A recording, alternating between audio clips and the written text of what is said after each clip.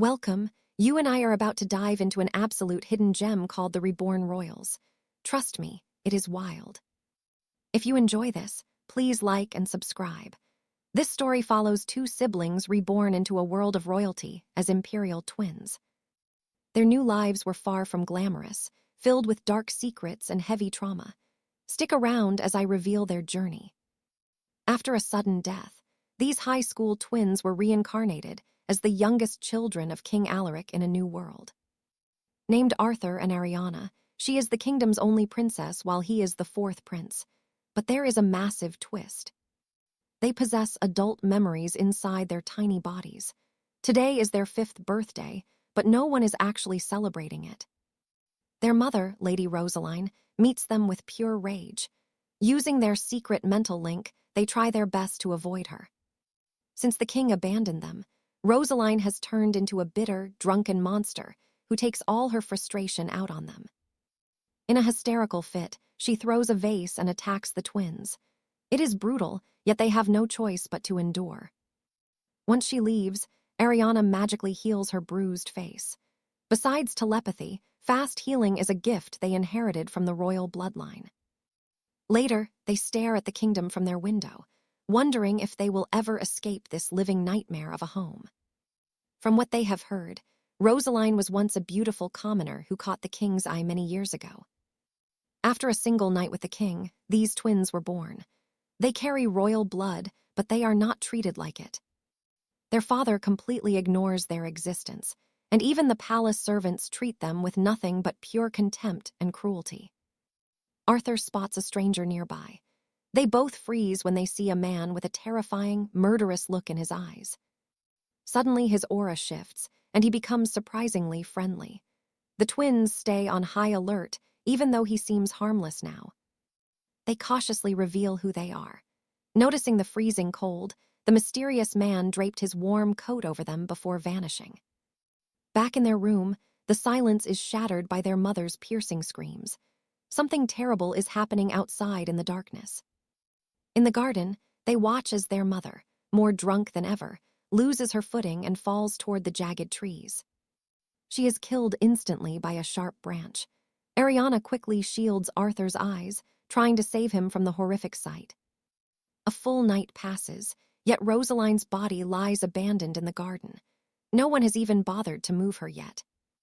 Ariana cannot sleep. Suddenly, royal knights march past the corpse as if it is not even there, fueling their growing suspicion. They hide as the knights storm the house. The twins are paralyzed with fear, realizing they are the ones being hunted. Now watch closely. They decide to flee into the woods, convinced these knights have come to finish them off today. With their mother dead, they assume the kingdom wants to erase them forever. They are simply seen as a royal disgrace. They manage to escape the grounds and run, but a massive search party is already waiting for them in the woods. Exhaustion and terror finally catch up to Ariana.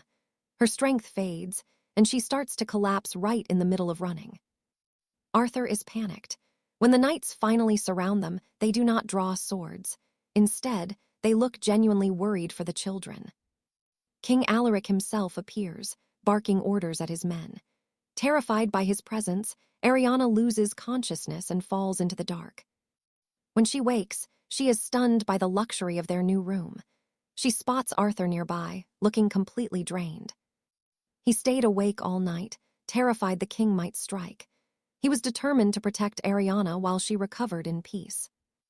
You and I both know this feels like a trap. They are now inside the heart of the royal palace. Confused, they watch as Mistress Isabel and a flock of maids enter. They announce that they are here to serve the twins.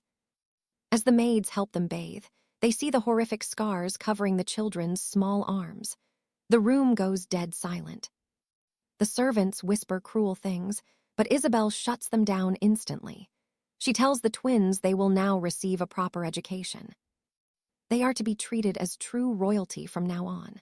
Ariana is baffled by Isabel's insistence on showing the king gratitude. The maid tells them to adapt quickly to the king's sudden generosity, but Ariana cannot help but feel suspicious of this kindness. Where was he for the last 5 years? Why care about them now? Mistress Isabel then orders the maids to prepare them. They must look their best, because tonight they are summoned to have a formal dinner with the king himself. While waiting for Arthur, Ariana's mind is racing. She cannot understand what the king is actually planning with this sudden invite. He is acting like he never abandoned them to suffer for 5 long years. It is enough to make anyone feel sick. Her only memory of him is from the day they were born. The idea of sharing a meal now feels utterly suffocating. When they are ready, the servants lead them to the grand dining hall to face the man who holds their lives. They are on edge as the massive doors swing open. They brace for a confrontation, unsure if they are guests or prisoners. They greet the king but hesitate to sit. Trust me, you and I are about to see one intense family reunion. All right, you and I are diving into a story where these twins refuse to let go, even as the king orders their chairs moved. Alice finds it hard to eat with the sovereign, while Arthur eats mechanically like a robot, chewing and swallowing on repeat. The king suddenly notices the horrific scars on Alice's arms and asks why. Arthur moves instantly to hide them from his sight. Alice tries to shield her brother too. I love how they look out for each other. She glares at the king. When the king asks if Lady Rowena hurt them, they freeze in terror. His royal presence is just too overwhelming. Arthur tries to explain, but Alice cuts him off, telling the sovereign to stop staring at the scars on their bodies. She's afraid he'll discover their hidden pain.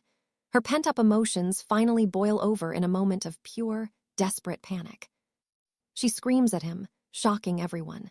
Trembling and gasping for air, she tries to stay upright, but then she faints. Now watch this. The king watches her fall, wondering if his choice to abandon the twins was actually right. These illegitimate children are his only weakness.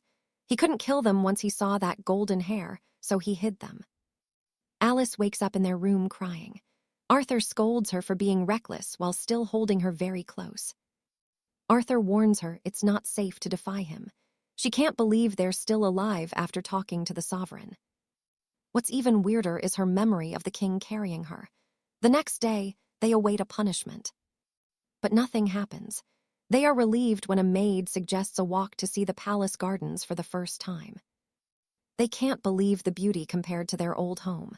With the maids watching, they try to act like normal children. A young man approaches. They recognize the noble from before, but now his hair is shimmering gold. He's the second prince. Arthur uses telepathy to tell Alice that the prince is only 10 years old, even though he looks like a grown adult. While they are stunned, the prince insists they call him Alex. He then asks if they have any special nicknames. They don't have any.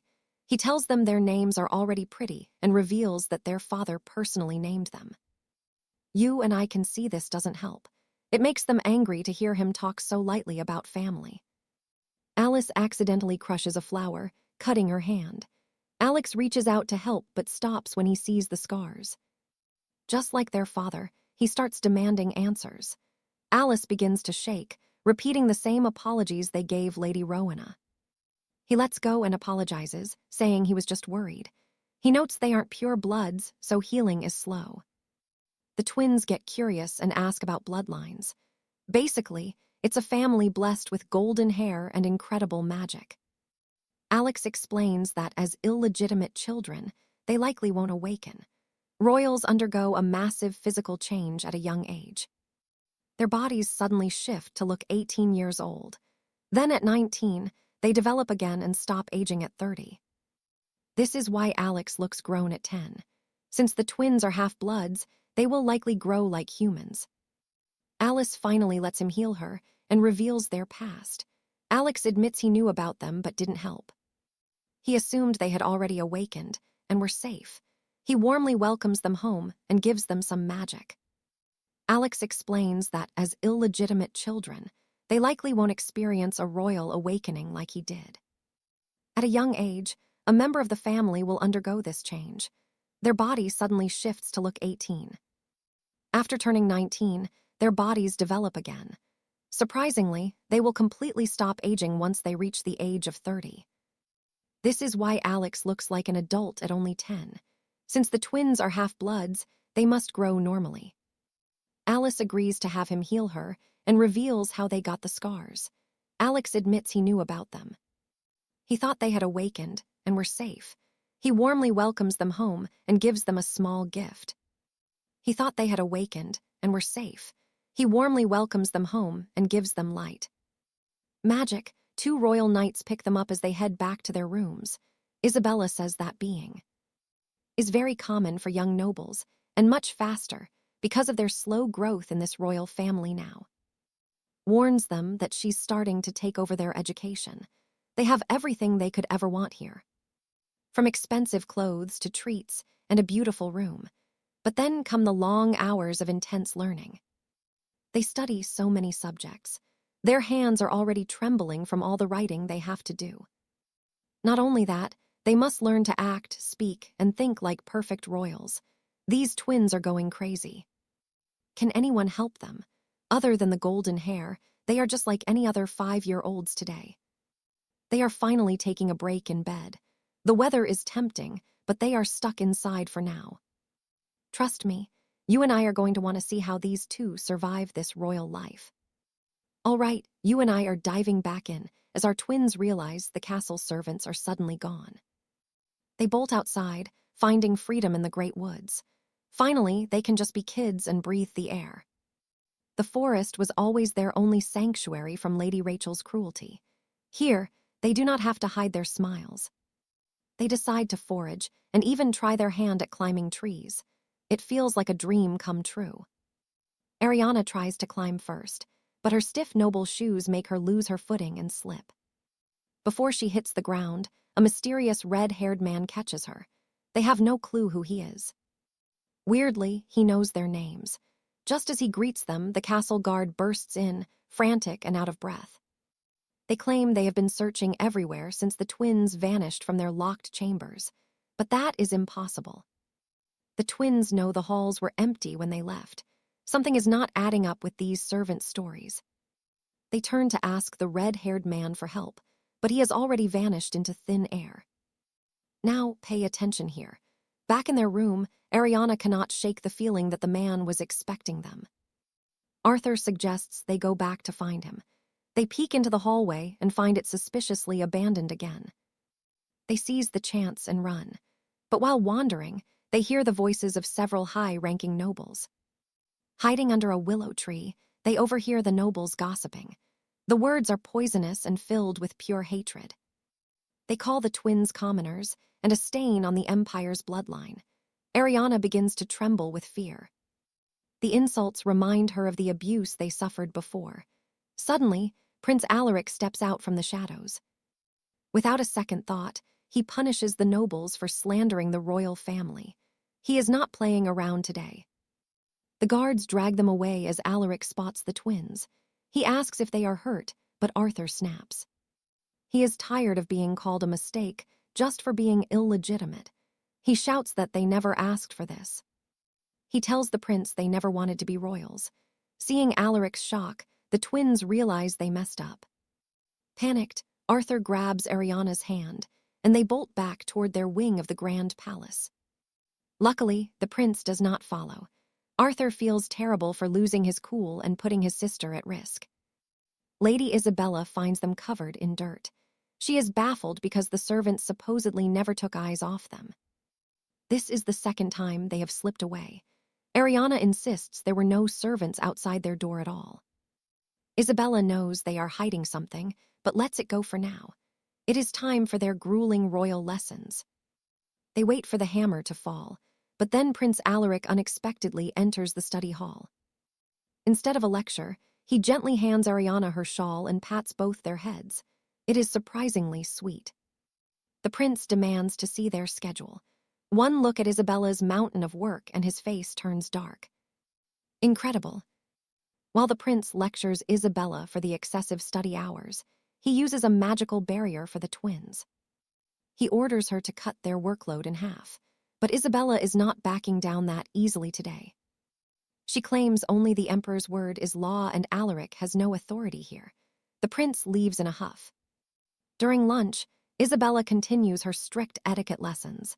She explains the 3 pillars of being a true royal. You and I should remember these: bloodline, manifestation, and the legendary animal guardians that protect the lineage. Guardians are magical beasts born alongside every royal member. They are fiercely loyal and act as a living shield. They share their master's life force and never falter until the very end. The twins are absolutely fascinated. The emperor has a serpent, Alaric a leopard, and the others have a wolf and a hawk respectively. Arthur feels a pang of envy. He just wants someone he can trust to truly have his back. He wonders if they will ever have a protector of their very own. They have met almost everyone except the third prince. Ariana wonders what kind of person he could be. Arthur hopes he is as calm as the rest. Suddenly, Isabella announces the emperor has summoned them immediately. The emperor's aura is terrifying. He immediately snaps at Isabella, criticizing her harsh and cold teaching methods. He becomes furious when he hears the twins treating her like a master. Isabella flinches under his golden gaze. He warns her to treat them as true royalty. There will be no second chances if she fails again. And trust me, you and I are going to want to see what happens when the new tutor arrives. Stick with me. Alina is too scared to ask, but later she is told he is Alastair, the king's third prince. He is known as the king's mad dog because of his brutal temper, which only makes the children feel more terrified. Now they are convinced Alastair was sent by the king to punish them, but then the prince invites them to his manor. The servants leave the twins at the gates of Alastair's estate, where they immediately cross paths with a group of noble brats. These children surround the twins, throwing the same nasty insults they have been forced to endure throughout the entire realm. Just as the twins try to walk away, Alastair appears and slams the lead bully right into the dirt with zero hesitation. Another big brother to the rescue. He picks the kid up while looking at the twins with surprisingly soft, adoring eyes. When the bully's guardians arrive, Alastair loses it because they only bow to him and completely ignore his younger siblings. He throws the brat back at them with a lethal warning, then turns to the twins looking for a gold star. He looks like a total villain, yet he is literally sparkling when he talks to the twins, talk about duality. After the others flee, he admits he has been practicing how to say their names properly, which leaves the kids totally baffled. Alastair takes them on a tour of his grounds and insists they stop being so formal and just call him Big Brother. When the treats are served, he tries to hand-feed Alina and keeps begging for that Big Brother title from the twins. Now here is the thing. The kids didn't expect this hound to be so clingy, so they are scared he will snap if they refuse. Alina tries her absolute best to act cute, which sends the terrifying prince into a state of pure, unadulterated joy. Arthur gets a taste of the pudding too, and honestly, the dessert is so delicious they have completely forgotten about their royal fears. While out on the horses, Alina forgets her guard and chats happily with Alastair, making the older brother's heart soar with pride. He even promises to let them ride his guardian hawk once they are older, leading Arthur to have some very deep, private thoughts. Arthur uses his mental link to tell his sister he hopes they can both truly trust someone in this kingdom one day. The twins finally feel a sense of relief when Alastair waves them off, but things get weird as they head back. Alina tells Arthur that something feels off because Lady Isabella isn't there to greet them. Instead, they are summoned to the tea room. Peeking inside, they see the king's furious expression, while Isabella is trembling on her knees right in the middle of a mess. Isabella tearfully accepts the king's rage for failing to protect the twins, claiming something terrible could have happened if the children had not left. It seems something happened while they were out with their brother, maybe an assassination attempt or a breach in palace security. Now watch closely. The king notices the twins, sheathes his blade, and orders a total relocation for the kids. The twins breathe a sigh of relief, knowing Isabella will live, while the king informs them they are moving into his private wing. They are both freaking out internally through their mental link, as they realize they are moving into the king's own personal bedchamber. The two are left speechless as they enter the inner sanctum, a place only the ruler himself is allowed to use. They both feel incredibly awkward in this new setup, wishing they could ask Isabella what the hell is actually going on here. She is the only person who is not a bully and always gives them the truth, but right now, they are totally in the dark. Even though the room is massive and the servants are catering to their every whim, the twins still feel incredibly restless. The tension only gets worse when the king walks in, and the two siblings share a look of pure, terrified uncertainty. Alina finally asks what he wants from them, and he simply explains that after the recent danger, he will not let them leave. He claims his own room is the safest fortress in the entire castle, but just then, Arthur collapses onto the floor in distress. This is his body's natural reaction to extreme trauma, and while Alina tries to help, the king calls for the servants. He orders a warm bath to calm the boy down, though Arthur refuses until Alina promises she will be right there waiting for him. The king makes Alina incredibly nervous when he calls her by her full name and tells her to stop being so formal. He asks when she is finally going to grow, and she nervously replies that she is eating plenty and will surely get bigger soon. After the bath, they are both exhausted, but relieved Arthur is feeling better. But then the king dismisses all the servants from the room. The twins panic and try to bolt out with the staff, but using his magic, he teleports them straight onto his bed. He kills the lights and tells them to sleep, and as they drift off, the king watches them with a heavy, regretful gaze. He realizes the twins are truly terrified of him, and they look so small and fragile in such a massive royal bed. Their tiny bodies are covered in hidden scars, and they only have each other, leaving the mighty king at a total loss. His knight, Sir Jason, appears and snaps at him, asking why he is acting so worried now after neglecting them for all those years. And trust me, the knight is right. Those scars are permanent proof that the king failed his own children from the start. All right, you and I are diving back into a story where even the king is stunned by these two twins. Their guardian is a literal wolf, but while stroking Ariana's hair, Sir Jason claims he is only gentle to his masters. He whispers that he might be late, but he won't be much longer for this world.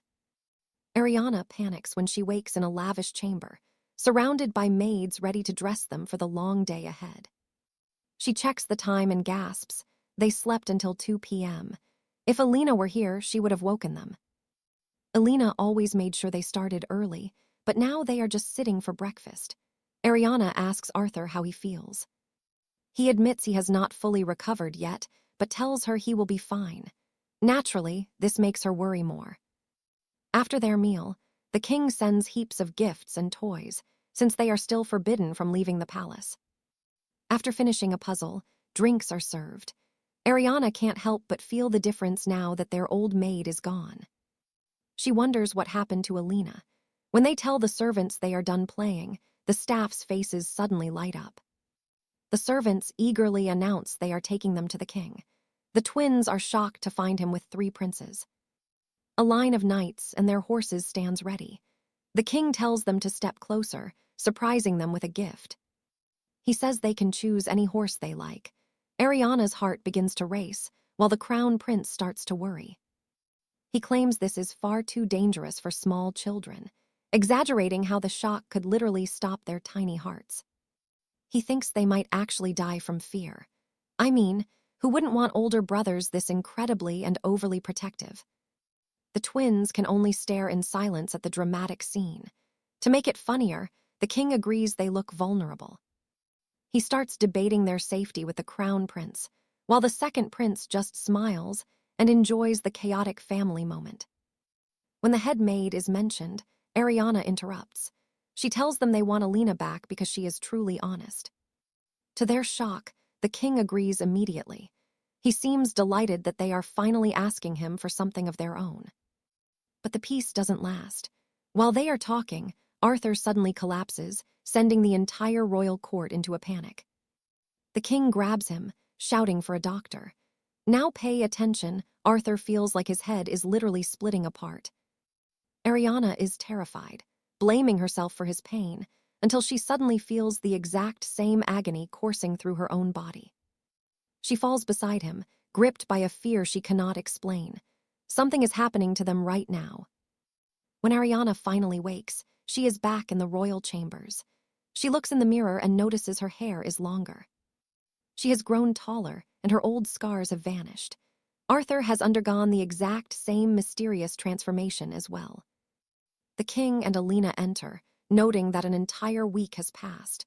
Without explaining anything, he tells Alina to clean them. As the servants trim their hair, Alina congratulates them. She explains they just went through the awakening, leaving them confused. They don't see many changes, but Alina explains it's because they are half-bloods. Their manifestation was technically imperfect and incomplete. After they are dressed, Alina asks why they wanted her back despite her strict ways. The twins have a reason. Stick with me here. They admit they value her honesty over fake kindness. They need her to teach them reality. They need to learn the ways of the imperial family. Alina never expected this, and she gladly accepts their new orders. Now in the main hall, they see the king speaking to Count Cromwell, who seems to be complaining about royal plans. One menacing glare from the king sends the noble running in fear. The king then greets the twins very warmly. At the grand table, the three princes are waiting. Each one offers congratulations for their successful and sudden awakening. Then, the king brings up their social debut. He wants to officially present them as members of the royal bloodline. The princes agree, but the twins are hesitant. No noble they have ever met has treated them with any respect. Arthur speaks up, telling the king they don't want to meet anyone. To them, the people of this kingdom are terrifying. They hate crowded places and judgmental eyes. To their surprise, the king agrees and cancels the entire royal debut party. Ariana wonders if his concern for them is actually genuine.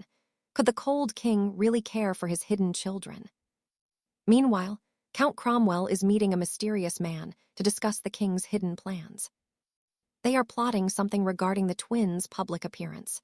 The next day, a maid brings the children some news. The king has granted them permission to walk outside for 4 hours a day with a small night escort. This confuses them. It seems the king actually listened to their words from yesterday and is trying to be more considerate. However, this does not mean the twins have forgiven him. As they stroll, they run into the Duke of Rossio. He is with his son, and as they greet each other, trust me, you and I can tell that trouble is coming. All right, you and I are about to watch the twins face a noble who acts kind, but it's all a lie. The moment they turn their backs, the Duke peels off his gloves in disgust, calling them nothing but filthy peasants. As they walk, a shadow lurking in the trees prepares a deadly strike, weaving dark magic around them. Arian senses the lethal curse and realizes one touch means instant death. The dark energy surges forward, striking them hard. Luckily, the light magic from the second prince acts as a holy shield, shattering the curse before it hits. Knights swarm the area while Alara explains this was bloodthirst, a wicked spell fueled by pure, unfiltered hatred. This magic feeds on curses, and the twins were clearly the targets. Soon, they're safe inside when the Emperor suddenly bursts in. He rushes to their side, followed by all three princes, desperate to ensure the children haven't been harmed in the chaos. Now pay attention. As they hunt the assassin, the prince drains his life force to cast even stronger protection spells. They promise to protect the pair, leaving the twins completely stunned by this sudden show of genuine, royal affection. They finally feel a sense of belonging, a warmth they never expected, as if they truly are part of this family. Elsewhere, Count Thorne fumes over the failed assassination, but the mystery man reveals the prince was the real target. The prince is too clever and must be removed. His exhaustion from casting that massive shield is exactly what they planned for. By draining the prince, they hope to lead the entire imperial family into a deadly trap, using the twins as bait. They plan to use the children's status to ruin the crown, but the twins are busy starting their magic lessons. Ready to learn, they meet Baron Kempton, who immediately senses the second prince's powerful white mana radiating off them. It is a legendary offensive magic that could rival any mage on the continent. Then, he explains the secret of mana recall. Since the prince gave them so much energy, he can actually pull it back to himself whenever he needs to recover. It is a literal lifeline. But then, the teacher notices Aryan has a massive amount of mana, while Arjun only has half. Arjun doesn't mind at all, though, because his true dream is to become a master swordsman rather than a mage. After class, they are enjoying some snacks when the third prince crashes the party, holding a rabbit he clearly just stole. He offers them the bunny, but the twins politely refuse, insisting that the poor little creature be returned immediately. Aryan asks about the assassin, but even the crown prince is hitting dead ends. Then, they're invited to see Prince Alaric. You and I know something is wrong. Let's see how the prince is holding up as they walk to his palace. Aryan worries that the prince's pale face is because of the heavy protection spell he cast to save their lives. When she asks if he is sick, he forces a smile and says he is just tired but thrilled to see them well. Just as they prepare for tea, a messenger arrives with an urgent note for the prince to return home immediately. He leaves in a hurry, making the twins realize something big is happening. Meanwhile, the second prince tries to stay calm. Alaric tries to carry on with tea, but the pain is too much. He eventually tells them to go and play. He orders the knights to escort them back, but the twins can tell he is suffering and decide to investigate themselves. They trick the palace maids and sneak back into the prince's chambers, desperate to know if he is okay. Inside, they stumble upon a stranger who introduces himself as the prince's personal guardian, leaving the twins in total shock. The guardian explains that the prince is exhausted from the shield spell and needs absolute silence to recover his strength. The knights take them home, while deep in a secret dungeon, Prince Alaric faces a captive merchant in chains.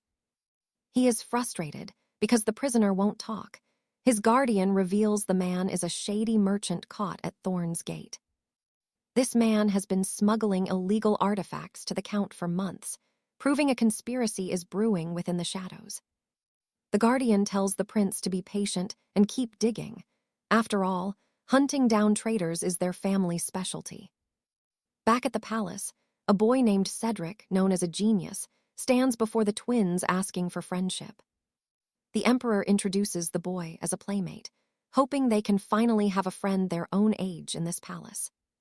The twins realize the emperor actually listened when Arjun said he was scared of nobles, and he is trying to help. Seeing him try so hard to make them feel comfortable, Aryan almost blurts out a heartfelt thank you in surprise. Inside the playroom, they find a book containing a portrait of the late empress, who looks exactly like Prince Alaric. Aryan imagines them as a perfect couple, but then she starts to wonder why the emperor ever chose their mother. So what do you and I make of this? It seems there is a much darker secret behind their royal birth. They ask Cedric for stories about the emperor and empress, hoping for answers during breakfast the very next morning. All right, you and I are diving into a royal mess, where the prince and twins argue until the twins finally decline. They head to see Lord Julian, wondering why the king took them in and if they can actually trust him. Seeking real answers, they order the servants to wait outside so they can have a strictly private conversation. They learn the king gave his divine guardian power to the late queen, who died with it inside her soul. Arya is honestly stunned by the king's pure act of devotion toward his wife. Julian explains that everyone is shocked because nobody expected the king to find a new love after the queen. Alaric asks if the archives mention their mother, but there is not a single word recorded about her. Their high expectations are crushed once again, so they decide to end the talk. Arya storms out, dragging Alaric along, furious that they almost believed they could trust this royal family. While they wallow on the grass, the mysterious Jasper suddenly appears. As the royal guard patrols the city, the local lords whisper their bitter criticisms. Jasper tries to connect with them, but the twins feel uneasy being near him. Eventually, Alaric starts venting his real feelings about the cold king. Arya tries to stop him, but Jasper knows exactly what they are thinking. He hopes they won't hate the king, then vanishes as Sarah and the knights approach them. Arya is left reflecting on the mystery man's bizarre behavior. She finds it funny how he talks about the king and vanishes. Jasper worries that if they keep their hearts sealed, he will have to disappear. Meanwhile, the king and crown prince discuss shielding the twins from the hostile lords. The prince swears it is his duty to protect his new younger siblings. The king asks if he is angry about the affair, but he knows the truth. The king admits that if the situation weren't so dire, things would be different. The king admits that if his own life wasn't in grave danger, he never would have allowed Lady Rosaline to give birth. Now watch this. The twins are eavesdropping on the conversation, and what they hear leaves them in a state of total shock. Their blood runs cold, terrified by the dark contract he mentioned. Their minds are spinning as the prince suddenly senses them outside. He tries to invite them for tea, but they reject him coldly. The prince warns the king the twins are miserable and blames young Lord Julian. Furious, the king finds them looking pale, but Arya flinches from his touch.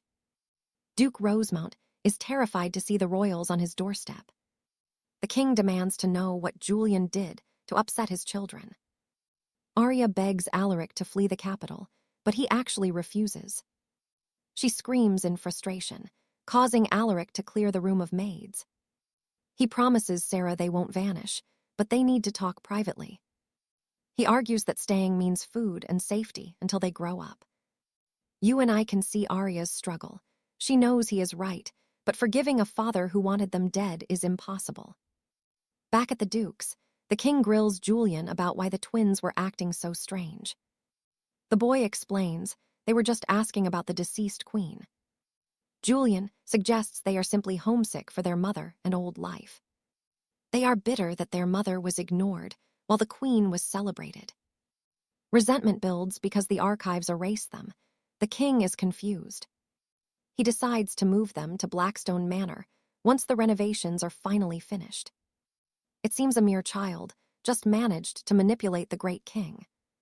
The twins think they are being exiled back to that dangerous wasteland. And that's where we leave it. Proper communication is truly everything in this kingdom. All right, you and I are diving into a royal mess where rebuilding Blackwood Manor feels like charity, but everything the Emperor does makes little sense. Meanwhile, Prince Richard corners Lord Silas, who finally confesses that he did meet with Duke Montrose. Richard is now suspicious of the Lord and that mysterious, green-haired Sir Julian. Their presence on the Duke's land is shady, so Richard walks away, leaving the Lord Silas nervous. Back at the manor, Prince Edward arrives looking even better than in the past days. He asks them for a stroll, but Edward suddenly realizes that Arthur and Alice are unresponsive. He begs them to talk as family, but they reject the term entirely. The twins inform him they're being sent back. Edward tries to explain, but their hearts are closed. To them, this family act is a lie. They demand to know why they were never loved. The only answer they can find is that they are nothing more than illegitimate children of the royal family. Prince Edward's guardian worries for Jasper because the twins' hearts are drowning in hatred. Alistair first met them because Jasper, the fifth guardian, begged him to save them from this violence. Guardians draw power from their master's joy, so the twins' suffering is literally draining his life force. Their distress is weakening him. Back in the present, Lord Silas visits the Montrose duchy and complains about the prince's odd questions. However, the Duke is unconcerned about what Richard might have seen. Pay attention here. The Duke ignores the hooded Roland, but Silas feels like he's about to be abandoned. With no guarantee of protection, Silas realizes he must find a way to survive this deadly game alone. Arthur asks Lady Alina why she bothers serving them when they're being exiled, catching the lady off guard. She insists the Emperor never mentioned exile and that his choices were never meant to hurt them. She tries to explain their worth, but Arthur lashes out. None of this makes any sense to him. Suddenly, Alistair barges in, ready to reveal the true reason why they were once left. Behind, you saw that coming, right? Prince William and his guardian have finally tracked down Lord Silas. Gotcha. The twins are horrified to learn Lady Morgana could kill the Emperor. It all started 6 years ago. Morgana claimed she could heal the Emperor. To test her, he slashed his own hand right then and there. She healed the wound by licking it, but the Emperor had no idea she could actually curse his blood. By drinking his blood, she gained control over his life. He was trapped without even knowing it. Morgana took the twins to Blackwood Manor, threatening to kill them if the royal family ever interfered. She bled the crown dry for money until they lost contact, keeping the children as high-stakes hostages. They tried to check on them in secret, but finding the castle in ruins, they assumed the twins had surely perished. Even after this revelation, the twins cannot bring themselves to trust their kin. Then, Duke Montrose suddenly arrives. The meeting is cut short. Meanwhile, Prince William begins a harsh interrogation of the terrified Lord Silas. He demands to know why Silas was hunting for a forbidden spellbook just as the twins arrived. William knows Silas isn't working alone. He demands the name of the mastermind, or the Lord dies. Elsewhere, Duke Montrose shares tea with the twins, apologizing for his son's rude and aggressive behavior. Winning their trust, he brings up their return to Blackwood and introduces a servant with a similar past. This boy is an illegitimate child too, a fact that instantly sparks a connection with the twins. The Duke suggests they take the boy along as a friend. For once, the twins feel like they aren't alone. Lady Elinor interrupts, stating they cannot accept a new servant without a proper, official royal screening process. The Emperor must approve everyone.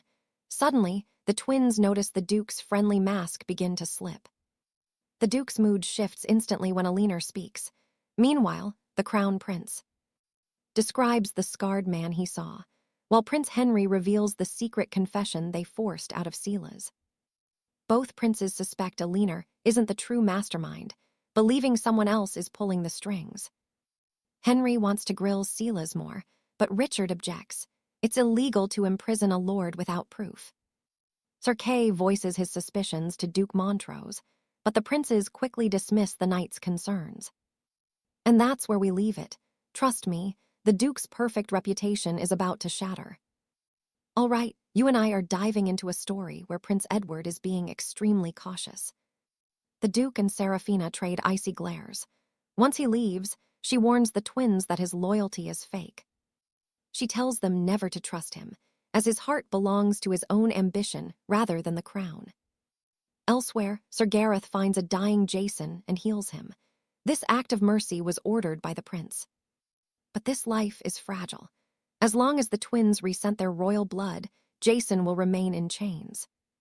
Meanwhile, Count Cedric has been freed, though he remains under the watchful eye of the royal guard. Lord Julian welcomes him back, calling him father, but Julian's true report goes straight to the second prince. Prince Arthur wants to use powerful magic on Jason, but Gareth warns him that the Emperor must resolve this. If the twins don't face this alone, his help is meaningless. Reluctantly, the prince agrees to wait for now. The next day, the twins ask the Emperor to let their favorite servant return with them to the castle. He agrees, but Alina is torn. She suspects the Duke is up to something, yet seeing them happy softens her. She pushes her fears aside. As they leave the throne room, the twins gush about their new servant friend. Realizing she can't stop them, Seraphina decides to join them at the castle to keep them safe from harm. Later, Duke Sterling receives a royal letter. Lord Julian has been accepted as the new servant. The Duke laughs. It's too easy to manipulate the twins since Julian shares their same lowly, illegitimate status. Julian feels his own struggles are far worse. Now pay attention. This is where things get really complicated here. Nightmares of the old castle haunt the twins. They help each other. As they approach Delina Castle, the trauma of their dark past finally begins to resurface. But they feel stronger now, especially with Julian by their side as they face those childhood shadows. Instead of treating him like a servant, they just play together. Julian starts questioning if they're even royals.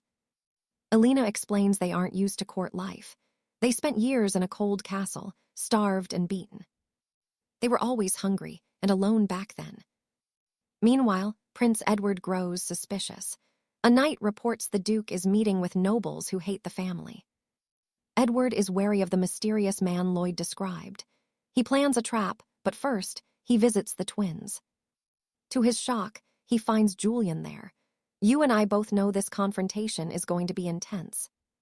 What do you think happens next? Will Edward manage to finally catch Julian in his act of deception? I really hope the Emperor and the twins finally talk and clear up all these messy, dangerous misunderstandings. I'm also worried about Jason. When Edward sees the twins playing with another boy, he gives a death glare. Julian freezes, terrified his cover is blown. But Edward isn't suspicious, he's just incredibly jealous of the new guy. He hates that Julian makes them laugh. He notices the strange disguise, but the twins quickly jump in. They claim they were the ones who put the makeup on him to hide the scar on Julian's face. Once Edward learns Julian is just a servant, he relaxes. He tells them he wants to spend time together. Julian excuses himself to wash up. As they walk, Edward casually mentions their upcoming departure back to the castle. The twins hate the idea, but they'd rather be far away from any royal faces right now. Edward cheerfully promises to visit them often. He starts planning all the fun games they'll play together later. He asks them to describe the castle, but is stunned when they call it the worst place ever. They leave him standing there, totally confused. What an awkward moment for the poor prince. Julian waits for them. He's struck by how politely they treat him, even though he's supposedly just a servant. Alina even reaches out to wipe the leftover makeup from his face. But as he leaves, he runs into the Duke. The Duke and his men look down on him with pure contempt. Sterling hands him a letter for Count Cedric. Cedric is terrified to visit the Duke, still traumatized by the prince. But the letter threatens his very life. They slip away quietly, unaware that Kaelin is watching. The Duke welcomes Cedric to his grand mansion. Inside, the Duke's son plays the violin for the guests. These are the same treasonous nobles Julian saw before. The music is just a cover for their secret meeting. Kaelin watches from a distance, waiting for a slip-up. Suddenly, the party moves to a private room. Trust me, you and I are going to want to see what happens next. You and I are diving into a world where royal secrets get you killed. The Duke's son spots the familiar crow outside, but chooses to stay silent after their sudden relocation. In a new hall, Duke Rosa declares that the royal line must fall because their blood is tainted. He claims the illegitimate heirs prove the crown is impure, while Rialu finds the speech absolutely laughable. As the lords demand a plan, the Duke tells them to trust only him to handle the coming storm. He promises to shield them, quickly winning their loyalty. Honestly, Rialu wonders if these nobles are just fools. Witnessing the boy's odd reaction, the crow reports back to Arian, who is now completely furious at the news. Arian heads to find Prince Lloyd, unable to believe the Duke is actually plotting against his own kin. Even so, it's clear Count Clone wouldn't visit the Duke at night without a very dangerous reason. The gathered families have been cold toward the crown for years, and tension is finally hitting its peak. Their hatred has only sharpened since the twins arrived, creating a rift that no one can easily bridge. To prove their loyalty, the Duke demands that every lord sign a secret contract against the imperial family. Count Clone hesitates, fearing this paper will become his death warrant if the king's guards find it. Terrified of both the prince and the Duke, the Count eventually gives in and signs his life away. Now pay attention here. While the adults plot, the twins are just trying to have a picnic. Noticing Rialu's distant look, the twins offer their help, leaving the young boy confused by their genuine kindness.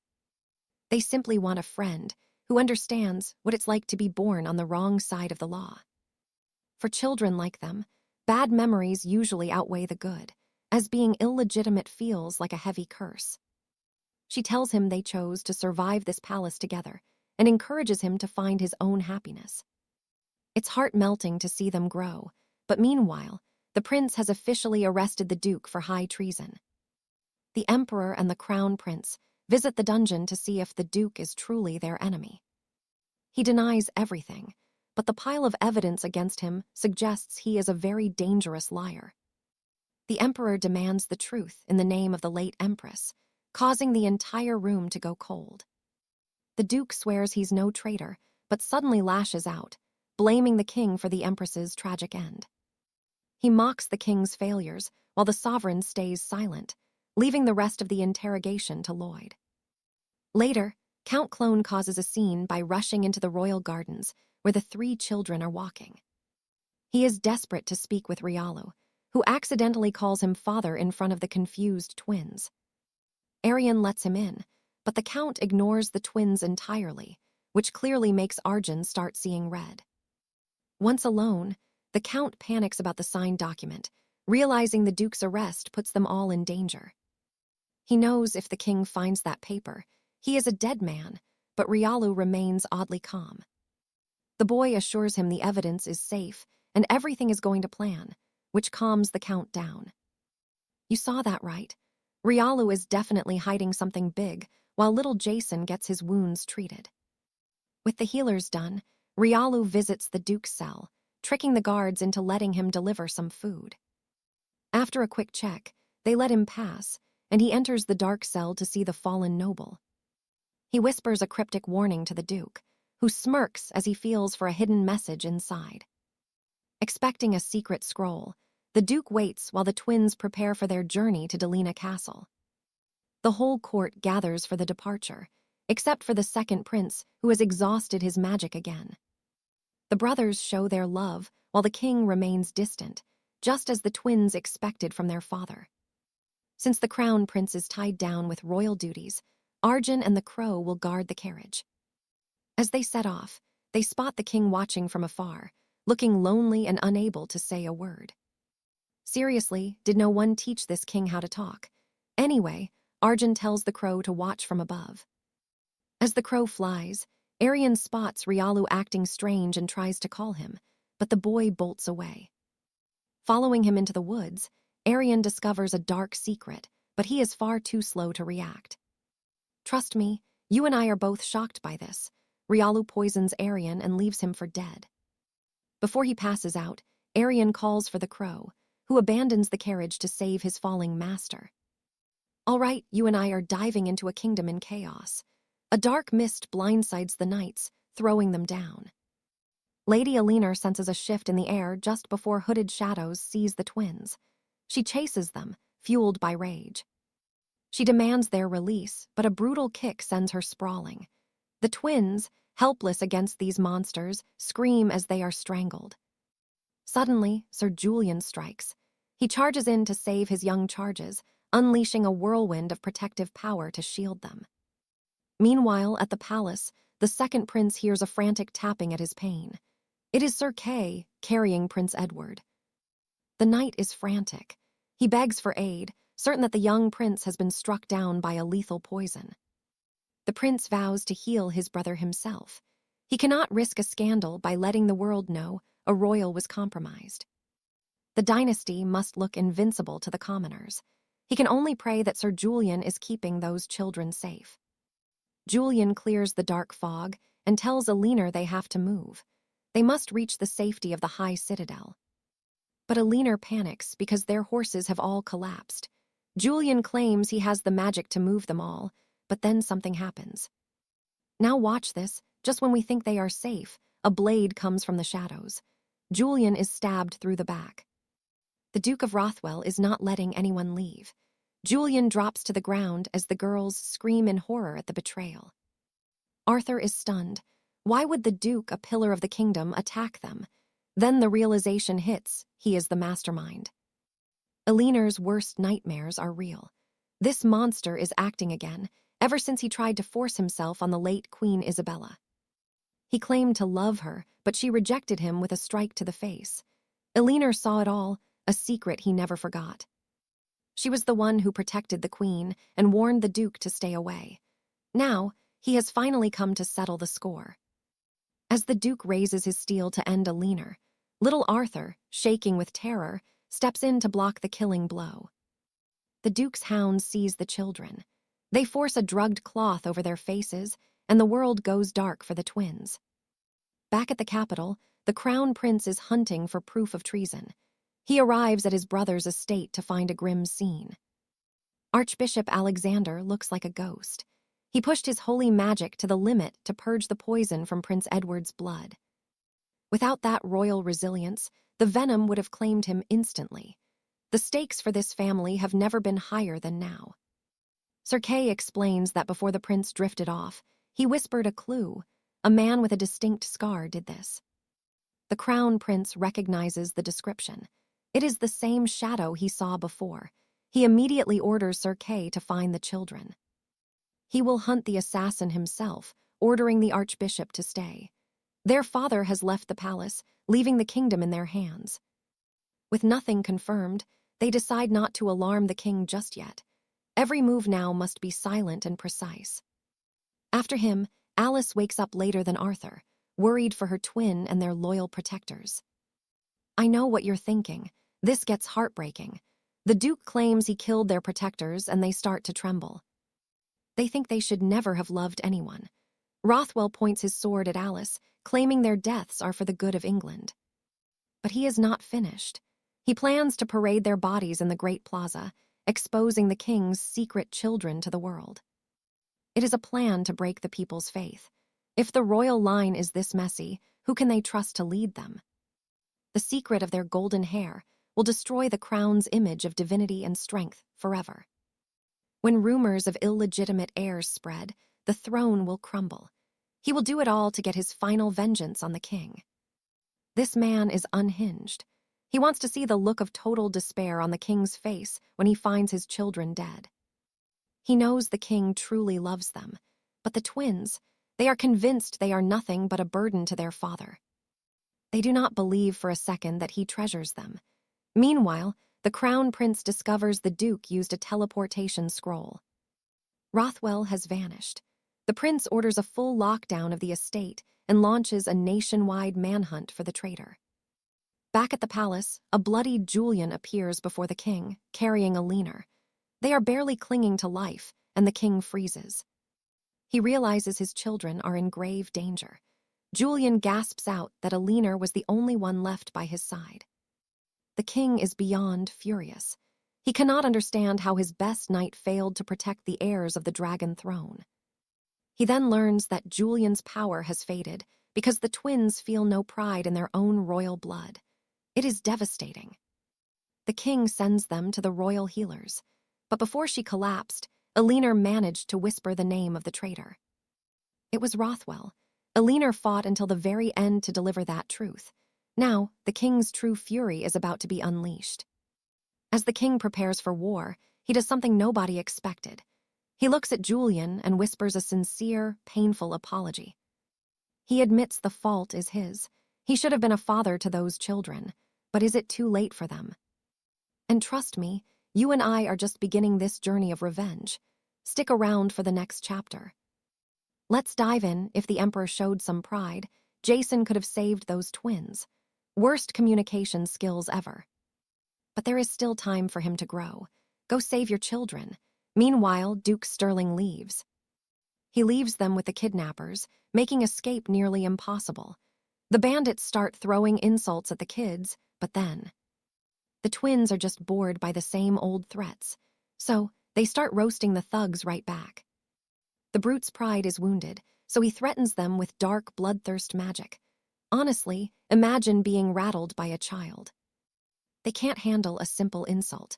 Meanwhile, the crown prince interrogates young Lord Julian when the Emperor arrives. He learns the Duke actually broke out of prison, confirming his worst fears. Now the real pressure begins. He threatens Julian, demanding to know where the twins are being held captive. But before he speaks, the smart kid. The boy proposes a deal. If his information saves the twins, the Emperor must spare his house. He promises the Emperor that because of him, the twins will live. Now pay attention, because things at the hideout get intense. The kidnappers want the twins to beg for mercy, but the siblings are ready to die before they ever cooperate. They think no one will mourn them. Their thoughts turn to Robert, who they assume is working for the Duke. They have nobody left to trust. The two people they relied on are gone. That man in black is getting annoying. So the twins, their hearts hardening again, tell him they aren't afraid to die. They will never surrender to him. He gets furious and unleashes a bloodthirst strike at them. But luckily, the protective spell Alex placed on them activates. It protects them perfectly. A golden radiance shoots into the sky, visible to everyone across the entire kingdom. The Duke buys a forbidden black magic scroll. He notices the light coming from where he hid the twins. He rushes back immediately. Meanwhile, the Crown Prince and the Emperor see the same signal and realize what it is. It was Alex's protection magic. The twins are still safe. Sir Kay, trying to make up for his earlier mistake, quickly arrives to fly them toward the light.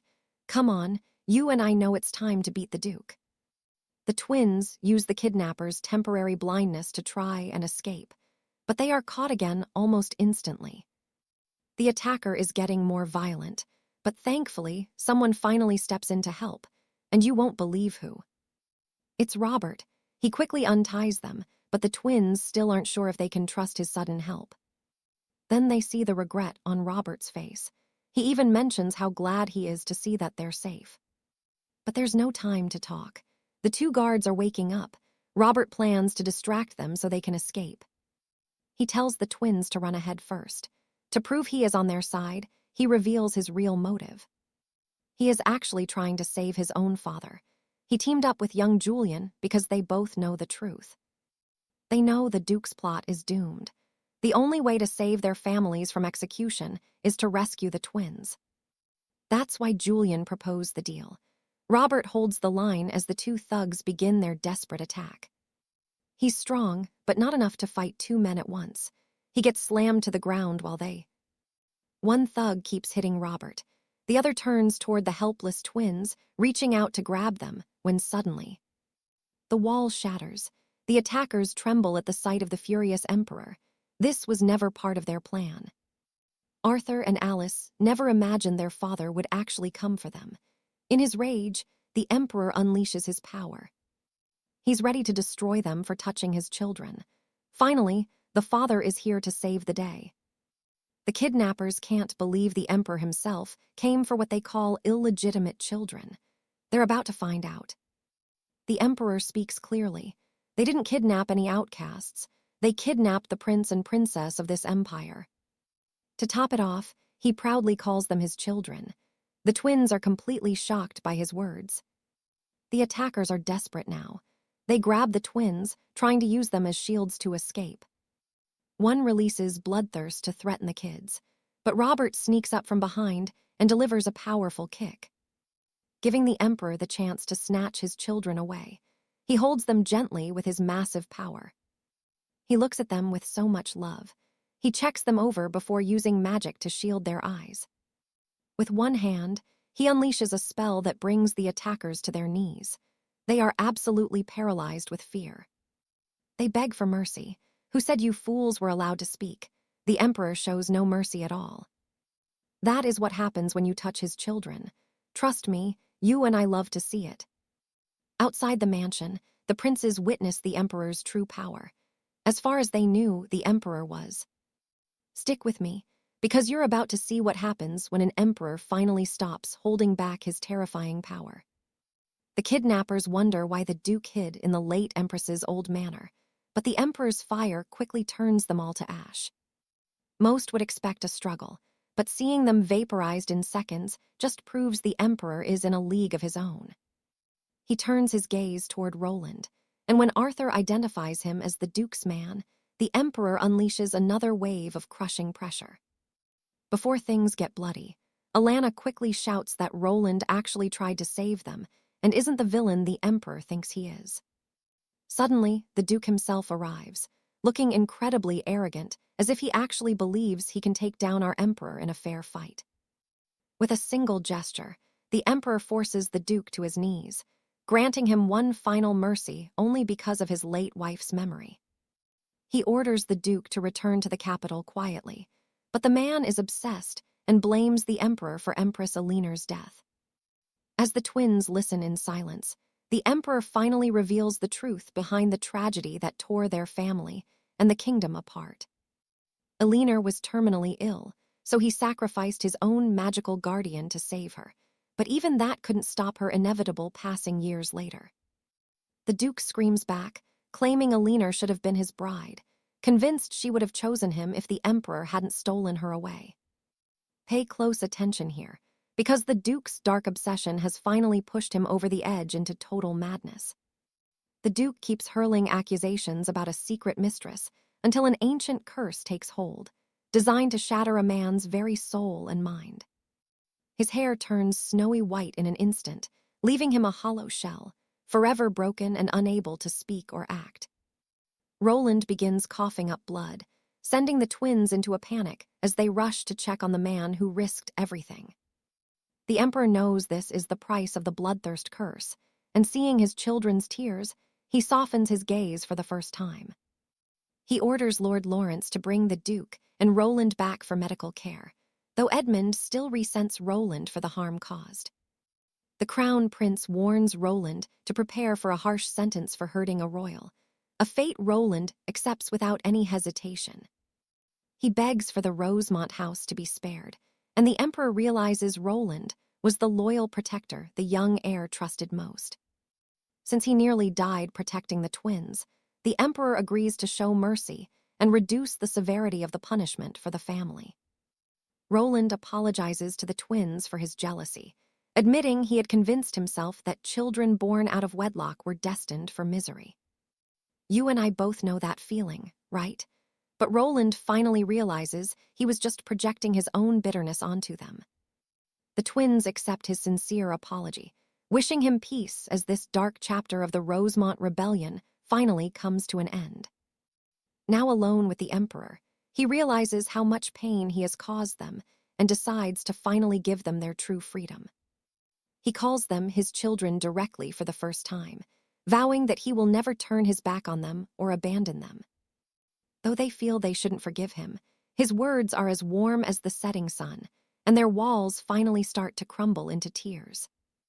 The Emperor pulls them into a tight embrace, and for the first time ever, they feel truly safe and loved. He is ready to hear their anger, and Alana breaks down, begging him never to send them back to the cold Blackstone Castle. He realizes his own selfishness for ignoring their suffering and holds them closer, letting their years of hidden pain finally flow out freely. The twins stop hiding their feelings and scream about how much they hated him, letting go of the burden they've carried for so long. They feel the Emperor's own hands trembling as he whispers how deeply sorry he is, asking them to simply stay by his side. After a long time spent weeping, the twins finally fall asleep in their father's arms, their hearts connected for the very first time. Honestly, who is cutting onions in here? You and I just witnessed a family finally heal after years of darkness. Meanwhile, the Crown Prince delivers the broken Duke home and informs the young heir of the sentence passed by the throne.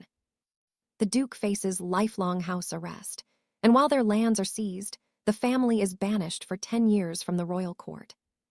The young master isn't surprised, as he knew his father's treason could only lead to ruin for their noble house and their lineage. He is actually grateful they are even alive, knowing full well that rebelling against the crown usually ends in a trip to the gallows. The mercy shown to them is shocking, and he realizes it's only because Roland sacrificed his own life and honor to save the royals. When the twins eventually wake up, they are surprised to find their father waiting there to greet them personally.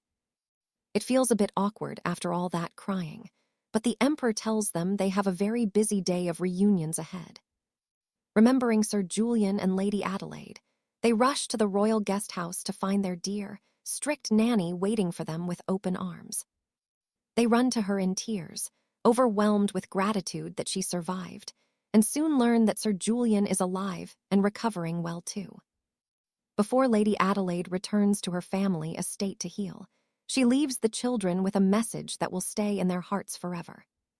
She tells them to take pride in their royal blood and wishes them the kind of joy only a true mother could ever hope for. While Alexander remains in the Marquis's manor, he can't find the courage to show his face to the twins he once wronged. Catherine tells Arthur to move on, making him even more determined. "Stick with me. You and I are watching a legend begin. Become strong enough to protect his sister. Afterward, the sovereign carries his children to their very next appointment. They are having snacks now, and the two can't believe this is what the king meant by saying they would. Be busy.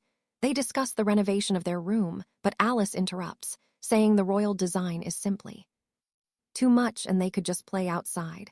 The king isn't paying full attention, but the way she calls him formally hurts. He wants them to call him father, but the twins flatly decline. Ouch, total emotional damage. A long road ahead. Anyway, the king agrees with their opinions and quickly orders that the court magicians remodel their room. The twins are curious about the mages, and the king, becoming more attentive to them, notices this and invites them along. They don't shut their mouths once since they find magic so intriguing. The king is proud to tell them that his magic construction crew can complete a room in a day. After that, they visit the newly built 𝒉𝒄𝒏𝒄𝒆 estate and find it completely different from their old life. They are confused why their father brings them to this place of trauma and learn that he plans to destroy it right before them. But first, he'll reveal the truth about their mother. Here's that big revelation we've all wanted. One night, Rosamund entered the king's room, informing him she was bearing his children, which he could never believe since they had never spent a night together. But to his surprise, Rosamund reveals her secret. She is not human, but a mythic fae. Remember when she licked his wounded hand to prove her magic? She was able to keep the blood in her body, sharing that a fae can get pregnant with only the blood of another. The king can't even kill her since their hearts are now linked. The twins question why he never revealed the truth, and he asks if they would actually believe their mother was a mythic fae, a race known to have been extinct for 50,000 years. Arthur wonders why the king's still alive. You and I are finally going to learn the truth right here. He explains that Rosamund lost her powers after giving birth, which is why she abused our poor babies. She put the blame on them. The king thinks this is why Rosamund avoided communicating with him for so long. She didn't want him to know she was powerless, since mixed-blood children rarely live past age 5.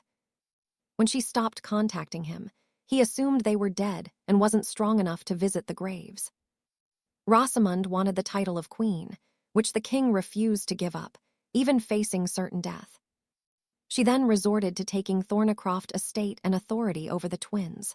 At first, he had zero interest in them.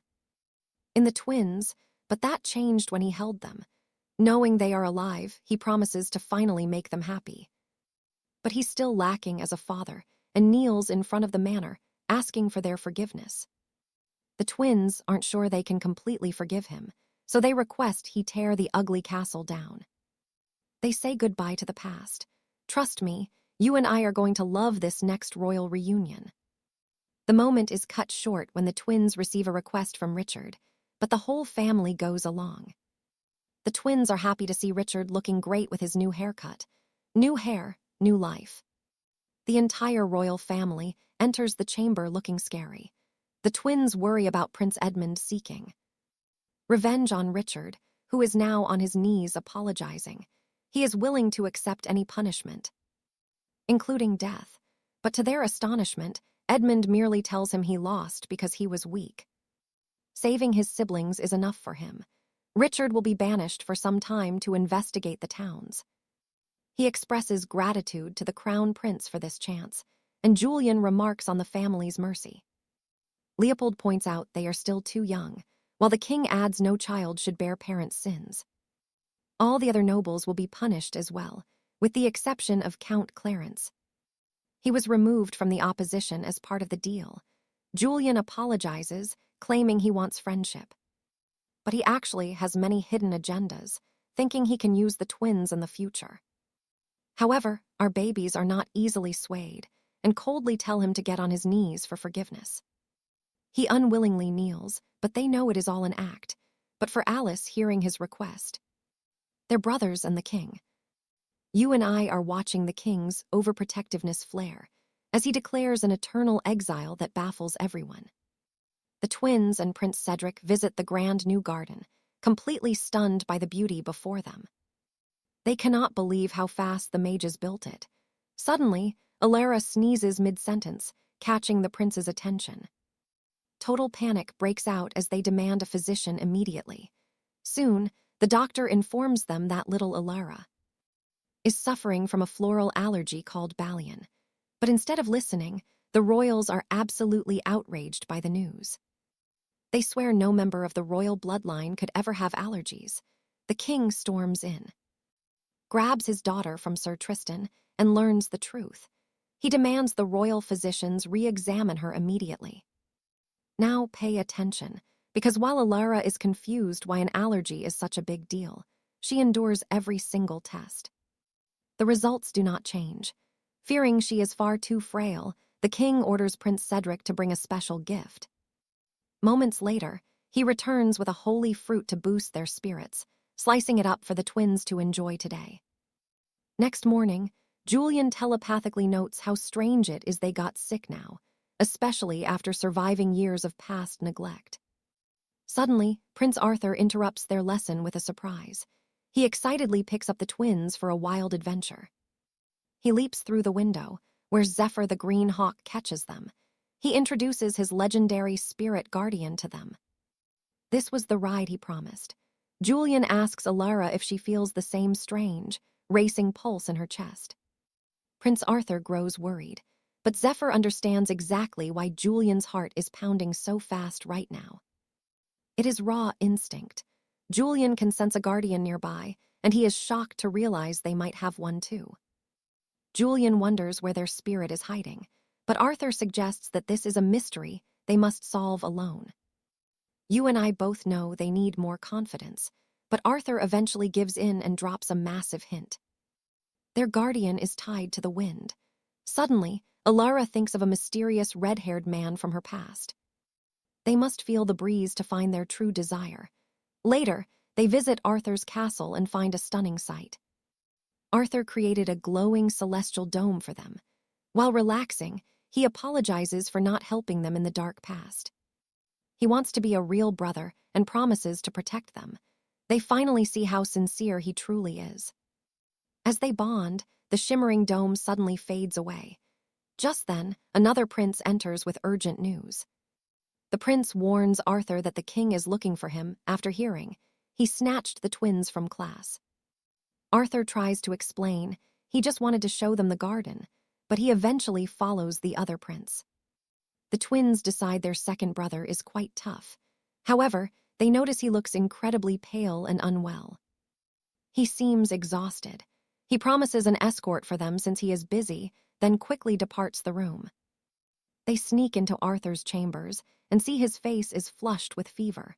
Alara notices he has no servants helping. Since he is ill, Alara tells Julian they must help. They owe him so much and never properly thanked him. Using their tiny bodies, they work hard to prepare a damp towel, and Alara carefully reaches up now and places it on his forehead, waiting for the fever to break. Exhausted, they curl up right beside the bed. Julian falls asleep first. Arthur's spirit guardian appears, thinking the two toddlers are adorable for playing nurse. Arthur wakes up later to find the cool towel and two sleeping children. His guardian teases him as he blushes. Suddenly, the king arrives to collect his precious twins. Arthur feels much better thanks to his siblings' care. That evening, Alara and Julian wake in the king's chambers. They are given lemon water, wondering why Arthur was ill when the royal family usually never gets sick. Julian asks why Arthur was unwell. The king clarifies that Arthur is not actually sick at all. He is the world's greatest healer, but his incredible power comes with a very heavy price. To cure unknown poisons or plagues, he must absorb them into his own body. Recently, he stopped a major epidemic. That is why he is so drained. Alara realizes this power comes from his spirit guardian, just as Arthur hinted. Julian is clearly obsessed with guardians. The king notices the twins are still being far too formal. He takes this chance to ask them to call him father. He hates how distant the formal titles sound. Trust me, you're going to love this. The king shyly suggests dad, and Julian says it immediately. Alara is shocked.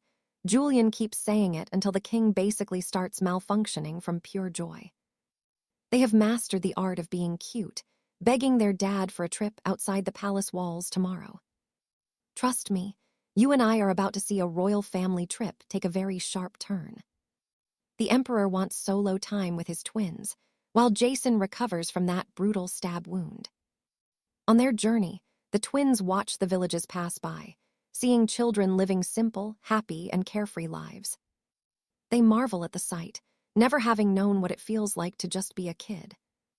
Soon they arrive at House Bassin, staying the night since their own royal villa is still miles away. The Marquis greets them warmly, but the twins sense something off about this seemingly kind, noble family. One child in particular looks at them with pure spite, making the twins keep their guard up. The host offers separate rooms, but the emperor refuses, insisting his children sleep right by his side. During dinner, the Marquis suggests the twins play with his sons, and the emperor actually agrees to it. The twins hate the idea, but they have no choice and find themselves pushed into a playroom with the boys. The eldest, Wedland, is polite, but his younger brother has the nerve to start insulting the royal pair. He calls them illegitimate children, but Wedland steps in to apologize for his brother's mouth. Arian is used to the insults, but Arjun has reached his limit and refuses to stay silent today. He grabs the kid, calling him a fool and demanding he show proper respect to a royal princess. Even though Wedland is bigger, Arjun holds his ground, clutching the boy's collar with a terrifying intensity. Fearing for their family's reputation, Wedland pulls them apart as his younger brother runs away in fear. Arjun promises Arian that nobody will ever insult their bloodline again, especially now that they have a father who cares. When the emperor appears, Arjun cunningly asks if being illegitimate is really such a terrible thing to be. Now pay attention here. This is the exact moment the Marquis and his children realize they have messed up big time. The emperor gives a chilling warning before walking away, leaving the noble family trembling on their knees. The next morning, Wedland begs for forgiveness, but Arjun remains cold and simply walks past him. Arian offers a kinder lesson, telling him that a person's true worth is much more than just a royal title. She tells him not to say such hurtful things, flashing a smile that leaves the boy completely stunned. Wedland starts blushing, but the protective emperor immediately swoops in to pull his precious daughter away. It seems our little princess is already winning hearts without even trying, making her father very, very anxious. They finally reach the villa, but a strange, welcoming voice from the nearby forest suddenly catches their full attention. The emperor tells them about a massive lake hidden in the woods, sparking the twins' growing curiosity. During lunch, the emperor explains he has work to do, giving them total freedom to explore the vast estate. Arjun asks to visit the lake, and Arian promises they will take plenty of guards for safety. But they are shocked when their usually overprotective father tells them they can go all by themselves. You and I both know something big is about to happen, and honestly, I can't wait. Walking through the woods, they feel a sense of peace they never thought possible in their old lives. At the end of the path, they find a shimmering lake with a colossal wolf resting in it. Arian is terrified, but Jason's voice echoes in their minds, telling them their deep bond has awakened him. The great beast appears before them and transforms into a smaller, far more adorable version of himself. He kneels and proudly introduces himself as Jason, the legendary wolf of the Red Wind and their protector. It was the twins' royal pride and their longing for freedom that finally brought this guardian back to life. Jason wants to surprise the emperor, so he lets the twins ride on his back for the return trip. Arian notices how happy her brother looks, as if he has been waiting for this exact moment forever. The emperor is jealous of the wolf's closeness to his kids, but his heart swells with immense pride. That night, Jason thanks the emperor, but he mentions his concern regarding Arian's unusually faint spiritual power. Her reaction to the guardian's presence was surprisingly weak compared to her twin brother's overwhelming strength. The emperor suspects it is because she carries more common blood, while Arjun inherited the pure imperial lineage. But to him, it changes nothing. She is still his precious daughter and a member of his house. So what do you and I take from this? A massive royal banquet is coming, and it's going to be legendary. Bridge one hook. All right, you and I are about to see these twins finally stand tall as a prince and princess of the royal family. That flowery scent, it only appears after an awakening, and the king realizes it is Alaric who has finally found his power. He orders the butler to organize a grand banquet in 1 month, finally introducing the twins and their brother to the entire world. The twins are thrilled, but they are also curious about how much their older brother has changed after his massive power awakened. When they visit him, they have no idea Alaric once thought they were extremely unlucky to be born as illegitimate outcasts. In a land that treats such children harshly, he was only curious at first, but everything changed once he actually met them. He didn't know how small and precious they were until that moment, and his brotherly instincts immediately flared up to protect them. He worked tirelessly to grow stronger, and now in the present, the twins are stunned to see his massive, handsome transformation. Their other brothers are handsome, but Alaric has a soft, ethereal beauty that leaves them both speechless as he leaves his shower. He lets them braid his silky hair, and even offers to cancel the whole celebration if they feel uncomfortable with the attention. But their eagerness surprises him, and he happily scoops them up, joking about conquering the Sylvan kingdom just to give it to Ariana. That kingdom is the only other realm with a ruling emperor, famous for nature spirits and territories that are absolutely beautiful. Alaric's explanation is cut short when the other princes arrive, including the second prince who worked so tirelessly to unite them. He brought the twins and Julian together, and the twins realize his efforts as they express their sincere, heartfelt gratitude. Now the nobility is flocking to them, hearing rumors of their powerful guardian and the king's personal hand in their debut. That night, Ariana wonders why she lacks the royal instincts the others have, dreaming of her older self under a silver moon. She feels a deep sense of longing, but meanwhile, Prince Edward of the Sylvan Kingdom accepts his invitation to attend the banquet. His magic tool picked up the scent of mixed blood from the Avalonian palace, and he is determined to investigate the source. A month passes, and the banquet begins, with the king opening the night by honoring Alaric's awakening and the twins' guardian. Princess Arya of Mirador is the first to greet them, mentioning the pink bunny that Alaric had stolen from her long ago. Bridge 2 tension, now pay attention, because she offers them rare red jade jewelry, which immediately catches the interest of every noble there. As the nobles line up, it becomes Prince Edward's turn, and Ariana instantly flinches at his strange, forest-like scent. Edward notices her reaction and compliments her own forest aroma, but Alaric steps in to block his path with a glare. Alaric knows Edward has a foul personality and orders him to leave before he can do anything to his precious little sister. Suddenly, all eyes are on Julian as he approaches the twins, looking absolutely fantastic with his hair styled back for the ball. He congratulates them, and Ariana is so mesmerized by his beauty that she swiftly leaves her father's side for him. Julian invites the princess to be his very first dancing partner, which definitely doesn't sit well with the other protective brothers. Ariana's heart flutters at the sudden request, but she accepts, while Edward watches with his narrowed, suspicious, and cold eyes. He is certain that Ariana is a half-blood, and up to no good as the music finally begins to play across the room. Bridge 3 pivot you and I can feel the tension as they dance, but Julian whispers compliments to settle her racing, nervous heart. She realizes how much she suffered in the past without royal pride and takes this chance to thank him for everything.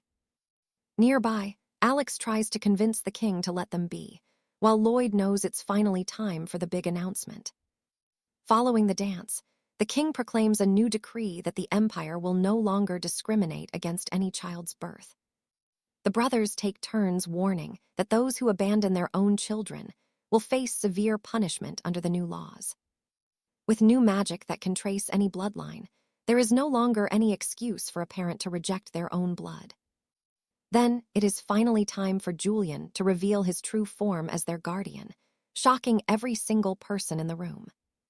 The twins don't waste a second, telling the crowd to respect them not for their hair, but as fellow children of Avalonia.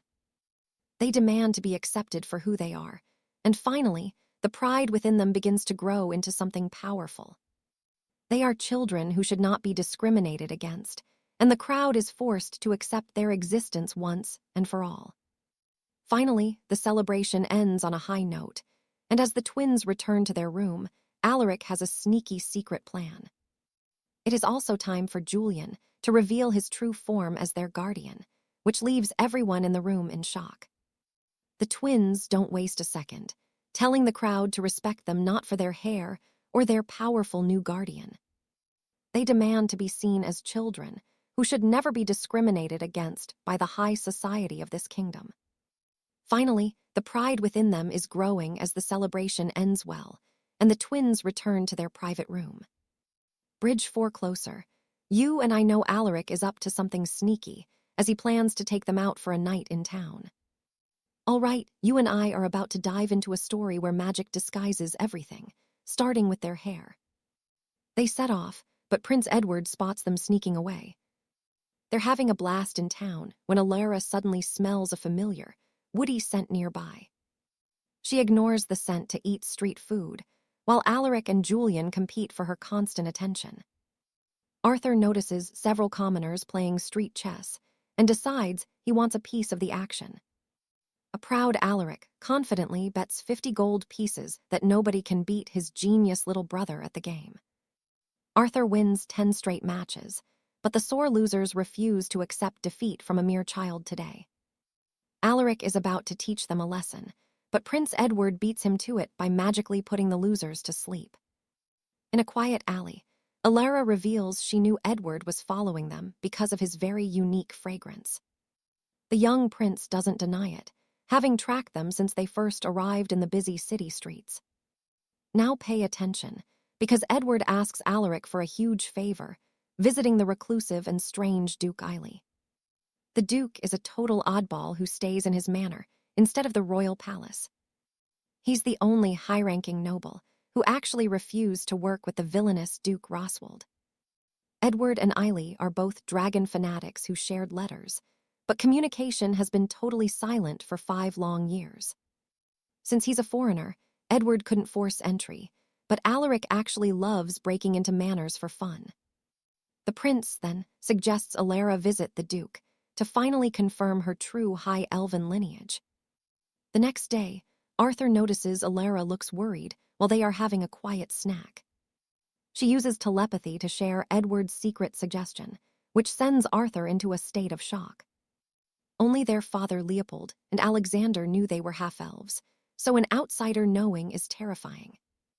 Alara fears she might have more elven blood than Arthur, even if she hates her biological roots. Alara fears she has more high elven blood than Arthur, even if she despises her biological connection to royalty. The twins and Alaric plead with the Emperor for permission to visit the mysterious Duke's home. The Emperor can't resist Alara's puppy dog eyes, so he sends Alexander along to protect them. Alexander was busy researching a blood-tracing spell, but he is happy for a quick distraction from work. He is currently stuck on the final stage anyway, so a little road trip might be exactly what he truly needs. They arrive at the manor, disguised as simple peasants, with their magically altered dark hair. Alexander presents a fake letter, but the guards are not buying the story for 1 single second. Alara tries to ask nicely, but the guard roughly shoves her right away from the manor gate. Protective mode activated. Alaric and Julian immediately start throwing hands and beating all the guards senseless. You and I both know Alexander is smart, so he decides to let everyone get captured. The Duke hears about the chaos and orders them thrown into the underground maze as sacrifices. The butler disagrees and tells them to wait at the entrance until he can finally sneak them out later. Deep in the forest-like maze, Alexander and Alaric suddenly sense a massive and powerful wave of ancient mana nearby. Thanks to smart little Arthur, They realize they're walking in circles because of a very specific flower. Alara notices the forest smells totally wrong, leading Alexander to realize this is all one massive illusion. Suddenly, the ground beneath them crumbles, and the twins are swallowed up by the dark, cold earth. Julian panics and starts releasing massive power, but Alaric actually manages to calm him down. Alexander spots the illusion cores, knowing they just need to destroy them to finally break the spell. The twins wake up in green liquid and swim to shore, meeting a mysterious white-haired man with horns. He tells them the potion is harmless, but Alara freezes when she sees his face. He is the silver moon from her dreams.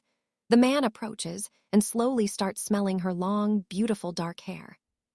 He calls her High Elven and picks them both up just as the boys finally burst in. It turns out the Duke and his son are totally obsessed with dragons and buy every single collectible they find. The man approaches Alara, smelling her hair and calling her a high elf before the boys finally barge inside. Trust me, you and I just witnessed a game changer, and their obsession is only the beginning of the madness. All right, you and I are jumping into a story where Duke Ashworth is drowning in debt, but doesn't even care. Deep in the underground, a mysterious man senses the boys and views them as a threat to his starborn twins.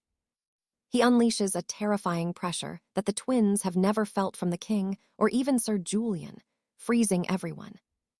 The mana is unreal. Everyone realizes he is a true dragon named Scylla's, and things are getting much more dangerous. Lord Arthur isn't sure he can protect them, but Sir Julian doesn't even blink after learning their foe is a dragon. Julian immediately launches an attack, but Lady Alara stops him, stuttering as she tries to scold the massive dragon herself. Surprisingly, Scylla's actually softens and apologizes. Once the tension settles, he bows his head in sincere regret. Scylla's explains he's been hiding here for 5 years, ever since the beautiful Lady Rowena vanished from the world. His praise for her makes the twins' skin crawl, especially Alara, who absolutely hates being called a starborn by him. Sir Julian snatches the children away, which briefly enrages the dragon until he sees the sheer fury on the twins' faces. He realizes he messed up and apologizes again, finally learning these are Rowena's children, but she was never kind to them. Contrary to his memory of her, she was an abusive mother. Scylla's is actually a friendly dragon after all. He shares that the Duke begged him to stay, which was fine as long as he had a peaceful place to rest. However, after Scylla's turned the groundwater into a potion, the Duke kept pestering him for more and more gold. Now pay attention. Scylla's created an illusion maze just to keep the greedy humans out of his quiet sanctuary. That potion is worth a fortune in mana and strength, and the Duke wanted to hoard the dragon for himself. They finally realize why Duke Ashworth wanted no guests. As the group prepares to leave, the dragon wants to join. Scylla's wants to stay with the twins, a move Lord Arthur gladly accepts since he needs help with research. Scylla's agrees to assist and immediately demonstrates his strength by blasting a hole straight through the mansion's roof. The Duke spots them outside, shocked to hear that his secret weapon has chosen to move into the imperial palace. He thought they were bonding because he offered human sacrifices, but Scylla's has no idea what the man is talking about. The kind butler was secretly freeing every prisoner. The princes confront the Duke about his attempted human sacrifices. The Duke tells them to mind their own business, at least until he sees their hair transform into royal gold. Panic sets in as his son weeps over the sacrifices, eventually forcing the Duke to his knees in total apology. He's arrested, but since there were no victims thanks to the butler, his sentence will be quite light.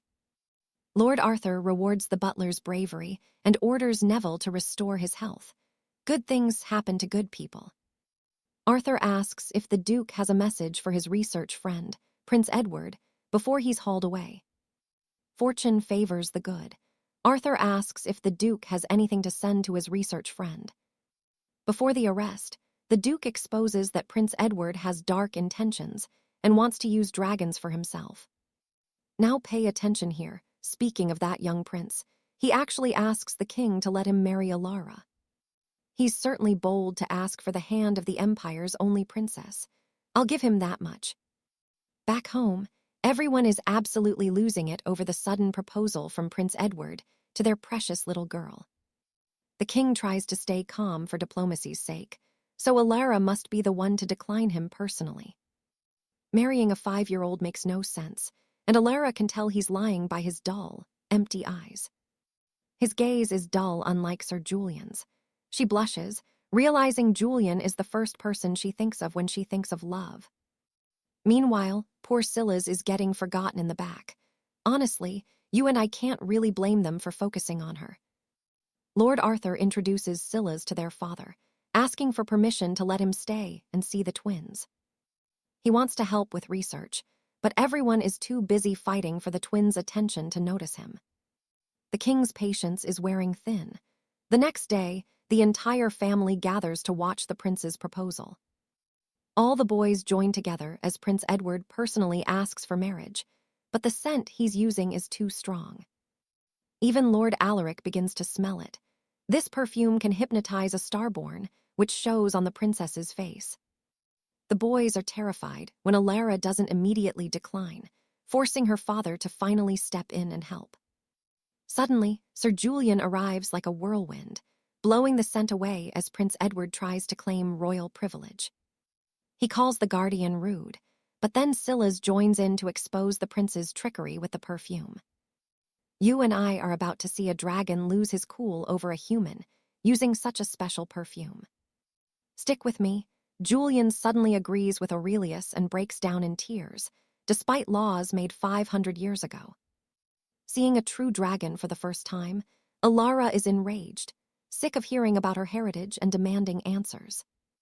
The young prince must explain why he approached her, so everyone heads inside the manor to hear Julian's side. But first, Julian asks Alara about a strange dream that triggered her awakening as one of the veiled ones.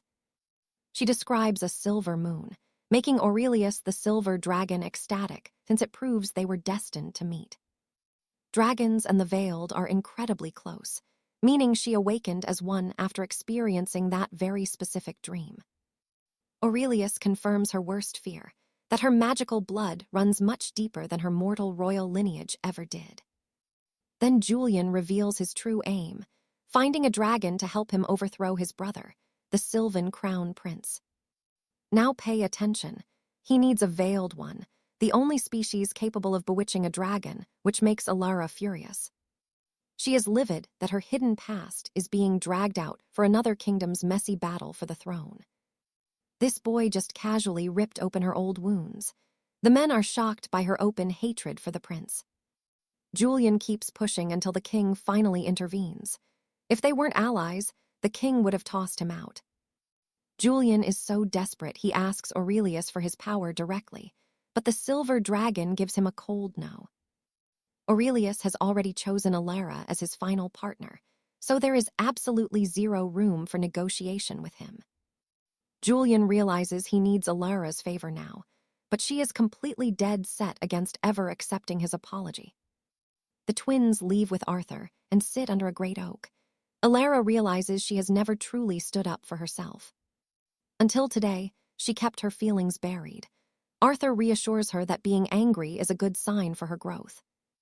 Showing her emotions will only make her and her guardians stronger. These two boys promise to protect her no matter what.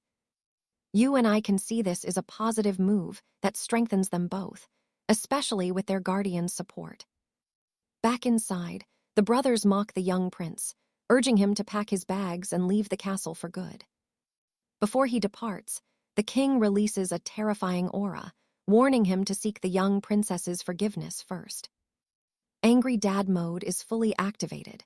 Julian is terrified of the king's presence after being threatened not to return home. He is forbidden from leaving until Alara forgives him. So, when the twins return, Julian is there waiting for them. Instead of ignoring him, Alara speaks up. As fellow outcasts, she wants him to know how disrespectful his actions were. She finally feels the sincerity in his apology and accepts it, but demands he prove his change through future actions. Julian vows he won't use her, and will find another way to gain Aurelius's help for his mission back home. He is determined to take the throne from his brother, not for power, but to save his suffering people. After hearing his sincere motive, Aurelius advises him to first gain the trust of his people before seeking power. Only then will the dragon acknowledge him. Julian has 7 years to become a better version of himself. He promises to return then. Julian departs while our silver dragon settles into palace life with the young twins. But behind their peaceful days, the Sylvan crown prince is hunting for information on what Julian discovered in Valerius. 7 years pass in a flash. The twins are now 12 and preparing for their grand debut into high society. They hide from their nagging maids, but unlike before, everyone treats them with the respect they deserve now. New laws against discrimination have changed everything. The servants finally track them down hiding up in a tall tree. The head maid reminds them it is time for their lessons, so they have no choice but to descend. As they descend, they float and feel a dense black aura from the crown prince waiting for them. While the three discuss their studies, Arthur arrives to fetch the twins as ordered by the king. Their lessons are cancelled for the day. Percival is then surprised when Aurelius appears floating around. Percival urges him to stop doing that since someone might see him. Aurelius smells like the forest today. Percival assumes he went to the Sylvan kingdom and wants to know exactly what he discovered while visiting there. Following through on his promises, Julian successfully won over the lords, the commoners, and even the Sylvan king himself. Portraits of him are everywhere, and his brilliant mind and legendary wit are major selling points in their empire. The twins wonder why their father called for them so unexpectedly when a certain person approaches with much love. It is finally time for their first public appearance, and the entire kingdom is waiting to see the twins. The twins wonder why their father called them just as someone approaches. Trust me, you'll want to see this. Stick with me. News of their debut is out, even though their father wanted to be the one to tell them. King Alaric beats him to it, and the twins happily agree, eager to finally show off their status as true royals. Their father beams with pride, but as they head out, they spot Prince Leopold whispering with a mysterious hooded stranger. They are stunned to find out this man is Kale, the legendary shadow guardian of the crown prince himself. The twins are totally mesmerized by Leopold's protector, but a blushing Kale offers a quick bow and vanishes into darkness. Leopold explains that Kale is just incredibly shy, preferring solo missions. Suddenly, Sir Cedric arrives and hugs our cute duo. Leopold heads out, ordering Sir Julian to stay glued to the twins' side. As he leaves, the pair realizes something feels off. Just like his guardian, they barely know anything about their older brother, Leopold. Is it just the burden of being heir? Unlike the expressive king or the charming Prince Alec, Leopold is a total enigma, always keeping his cards close to his chest. Arthur and Arya promise each other that they will spend more time together as a family to break down those walls. 1 week later, the grind begins. 50 outfits, shoes, and jewels later, the two are completely wiped out from fittings. But pay attention here. A letter arrives from Prince Edmund of the Highlands, boasting about his wins and his upcoming arrival. Even through the paper, they can feel his arrogance, yet they are still excited to see their old friend at court. Determined to look their best, they realize they are sick of palace tailors and decide they need a change of scenery.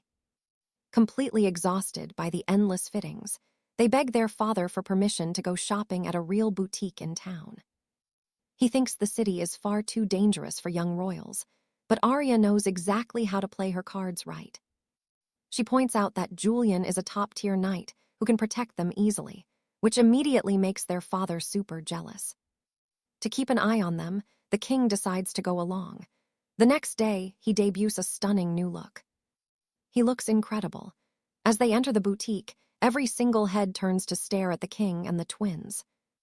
The noblewomen are practically swooning over the king's new look, unable to take their eyes off his dark hair and features.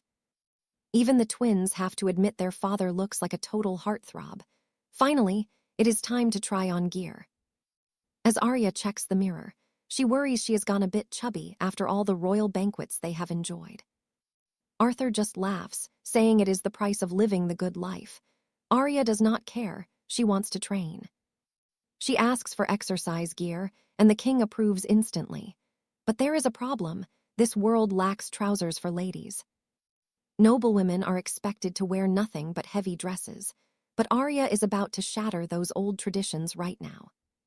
She orders a matching set with Arthur, and when they step out, they look like the most stylish duo around. The onlookers are baffled by a lady in pants, but they cannot deny how stunning and confident the young princess looks. The king is stunned, but he finds his daughter's bold new style to be incredibly smart and sassy. Without Arya even knowing it, her unique fashion choice starts a massive trend among the elite ladies of the city. Heading home, Arya thanks her dad for the trip and mentions Prince Edmund's visit to their upcoming coming-of-age ball. The twins think Edmund is a hero for his military feats, but the king's expression suddenly turns very cold and serious. You and I both know that whenever a king gives a warning like that, things are about to get messy. Edmund's letter sounded cheerful, but he is actually trapped in a brutal power struggle for the throne back in the Highlands. Disaster strikes. Edmund has been poisoned. In his place, the sinister Crown Prince William decides to attend the ball in Veridia. Unaware of the danger, the twins study noble houses with Leopold, trying to memorize every name before the big night. It is all about politics now. Suddenly, the shy Kale enters the room with an urgent report, cutting the lesson short. As they leave, Arya feels a strange vibe from the two, but Arthur figures it is just normal crown prince business. Just then, a servant announces a visitor from the Sylvan Highlands. The twins assume it is their friend Edmund. But to their shock, it is Prince William standing there. He claims Edmund is sick and could not make the trip. The twins do not buy it. Why would Edmund not send a personal letter explaining his absence to them? William tries to act charming, calling the twins lovely and remarking on how much the king dotes on his young heirs. Then he drops a backhanded insult, mentioning their unfortunate birth, but Prince Alec hears every word and steps in. Alec's eyes go cold as he stares down the Highland prince. You do not insult his siblings and get away. He tries to play it off as a compliment, calling them lovely while sneering at their status as illegitimate royal children. And that's where we leave it. You and I know Prince Alec is about to end this man. All right, you and I are about to see if Duke Alex can keep his siblings safe from a looming threat. Ignoring Prince Winston only makes him more furious, while the twins worry about Prince Edward's secret plan to meet the dragon. They have a terrible feeling about the crown prince, but Alex promises to shield them from Winston's dark influence at any cost. After tea, Alex discreetly places a powerful protective charm on the twins' formal shoes to ensure they stay safe during the gala. 2 days later, the twins look stunning for their debut, though Archon complains that his new boots feel far too tight. A maid quickly brings him a larger pair before they rush off to meet their father for the grand opening ceremony. Now pay attention, because Winston's right-hand man has secretly imprisoned Prince Edward while spreading lies that the poor boy is sick. This looks like a major problem, as the villain plots his next move in the shadows. Winston's guards circulated rumors about the sick prince, while gathering specific intel on the physical appearance of the legendary dragon. They have a clear description of who they are hunting, and are certain he will arrive for the Uriana Kingdom's debut ball. The Emperor begins the festivities by welcoming the noble guests who have traveled across the kingdom to celebrate his beloved twins. Arian is truly enjoying the spotlight, but Archon just isn't in the mood to deal with all these fake social pleasantries today. They barely recognize their old bully, Lord Vesson, who looks much more refined now as he approaches the twins at the party. Arian kindly thanks him, which makes the young noble blush once again as his old crush feelings resurface instantly. Prince Winston watches from the shadows, realizing that getting close to the twins is his only ticket to finding the dragon. Crown Prince Lloyd instantly blocks Winston's path with a cold stare, while Alex prepares to distract the villain with some wine. As the orchestra begins, The noble guests wonder who will be lucky enough to be the royal twins' first dance partner. Every boy in the room wishes to dance with Arian, but she only has eyes for our favorite knight, Sir Jason. The emperor tells the crowd that the princess will dance later, though he is secretly furious at Jason for bewitching his daughter. While the noble girls yearn for the prince, Jason enters the room with a stunning lady who happens to be Sidwell. The twins do not recognize their friend and are shocked when this mysterious lady boldly asks Archin to take the floor.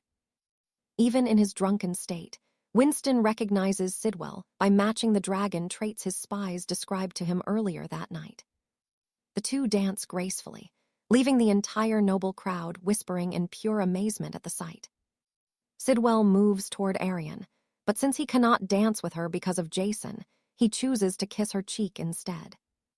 This shocks everyone as the emperor frantically wipes his daughter's face, while Jason starts lecturing the mischievous dragon. Jason ends up receiving a surprise kiss from the dragon, as well before the jokester quickly vanishes from the ballroom. The dragon escapes before the royal brothers can catch him, while Jason is still reeling from the traumatic and unexpected kiss. Seeing that this is what Arian truly wants, the protective emperor finally allows Sir Jason to take her hand for a dance. The guests watch in awe as the princess and our best lad Jason finally share a beautiful and long-awaited moment together. Now here is where things take a dark turn. Winston corners Sidwell on a balcony and asks him to help seize the throne. Sidwell mentions the forgotten lands of the Forest Kingdom, testing the prince, only to find that Winston cares nothing for his people.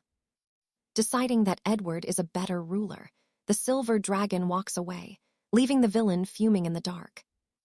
Back inside, the twins hide in a private room to escape the crowd, planning a secret getaway to the palace gardens.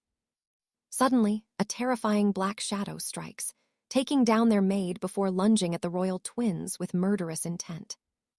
Alex's protective spell on Arian's shoes works perfectly, but a second shadow attacks Archin just as he tries to escape. Archin was not wearing his special boots and gets captured as Arian's screams bring the young noble lords running to her. She is trembling behind a flickering magical barrier while the shadows try to reach her, leaving the children completely helpless. Jason arrives just in time, obliterating the mysterious shadows with a devastating burst of power before pulling Arian into his arms. She weeps for her missing brother until she eventually collapses from the trauma, leaving the imperial family in a total crisis. The family suspects Winston is behind the kidnapping, but they lack proof until Sidwell reveals the prince's hunt for a dragon. Sidwell explains that Winston's real goal is him, as the villain knows exactly who the silver dragon truly is. Everyone understands the situation and concludes that Winston abducted Archin in exchange for the dragon's power. Meanwhile, Archin awakens in a dungeon and is greeted by the twisted smile of the evil Prince Winston. He is relieved his sister is safe, but Winston forces him to drink tea and starts choking the helpless young prince. And trust me, you and I are about to see just how fast Jason and Arian move once they hear that cry. Ariana wakes up to her loving family, but saving her twin Arthur is her only priority right now. Lord Jasper senses Arthur to the southwest, but the exact spot is hidden. Ariana remembers Arthur's desperate cry. Stick with me, because you and I are about to see a rescue mission that changes everything. Thankfully, Sir Kalen shows up to report the good news that he has captured Prince Winston's top agent and right-hand man. He summoned the shadow wraiths to take Arthur, and the Emperor wasted zero time grilling the man for info. Arthur and Winston are drinking nightshade tea. Because our poor boy agreed to drink, Winston finally reveals his goal. He wants the dragon. He hates his half-brother Edward and refuses to let him ever take the royal throne. He spied on the twins after seeing Edward's obsession with the Valorian kingdom, which is how he found the dragon. Winston mocks Arthur's hope for rescue. He thinks his father and Lord Jasper can never reach them here. They are trapped behind an underwater barrier, Winston, built using the blood of human and spirit sacrifices. Now pay attention, because we are about to see just how twisted and evil Prince Winston truly is. Edward might have an attitude, but Winston is a cold-blooded murderer who is slaughtering his own people. Arthur is seething with rage when he suddenly collapses. Winston is immune, but to anyone else, this tea is lethal. Nightshade tea induces terrifying hallucinations. Arthur falls into a deep sleep and finds himself at the old castle. Back at the interrogation, Winston's agent is prepared to die and refuses to speak a single word. 𝒂𝒊𝒏𝒄𝒆 threatens to expose the Sylvan Kingdom's greatest shame, the abandoned lands which Prince Winston is trying to hide. It is their biggest shame. Ariana enters and tells the kidnapper if he does not talk, she will. Write a song about the place and spread it. Meanwhile, Arthur is reliving the scene of their trauma. He finds his mother, Lady Rowena, singing a lullaby and looking quite concerned, appearing almost like a normal parent. She looks just like Silas described her, pure and sweet. But then Rowena realizes her magic is gone. The monster Arthur remembers reappears the moment she sees the twins. Arthur hides behind a tree in total fear. He listens to Rowena's hatred for humans. He remembers reading with Ariana about the fate of their clan. 500 years ago, the purple eyes of the Star-Eyed clan became prizes for collectors while the dragons slept. Humans took advantage and hunted them down. He learns she always desired to be empress to kill everyone. I know what you're thinking. This mother is insane. Arthur is still paralyzed by her terrifying voice. She searches for them, but Arthur is more worried about Ariana being taken by their mother in the dream. While rushing to find Ariana, he bumps into the maids who abused them, but they cannot see him. He heads to the woods, only to find his mother has already captured and struck a trembling Ariana. The real Ariana picks up the distress signal. Don't worry, she is rushing to the rescue right now. She is coming with her father and Lord Leopold. Alistair and Neville remain behind at the palace just in case someone returns injured. While Alaric and Silas travel to save him, the rescue team moves too. Oh, not much. He has just knocked out all of the Sylvan knights and is now threatening their emperor. He is now threatening the Sylvan emperor.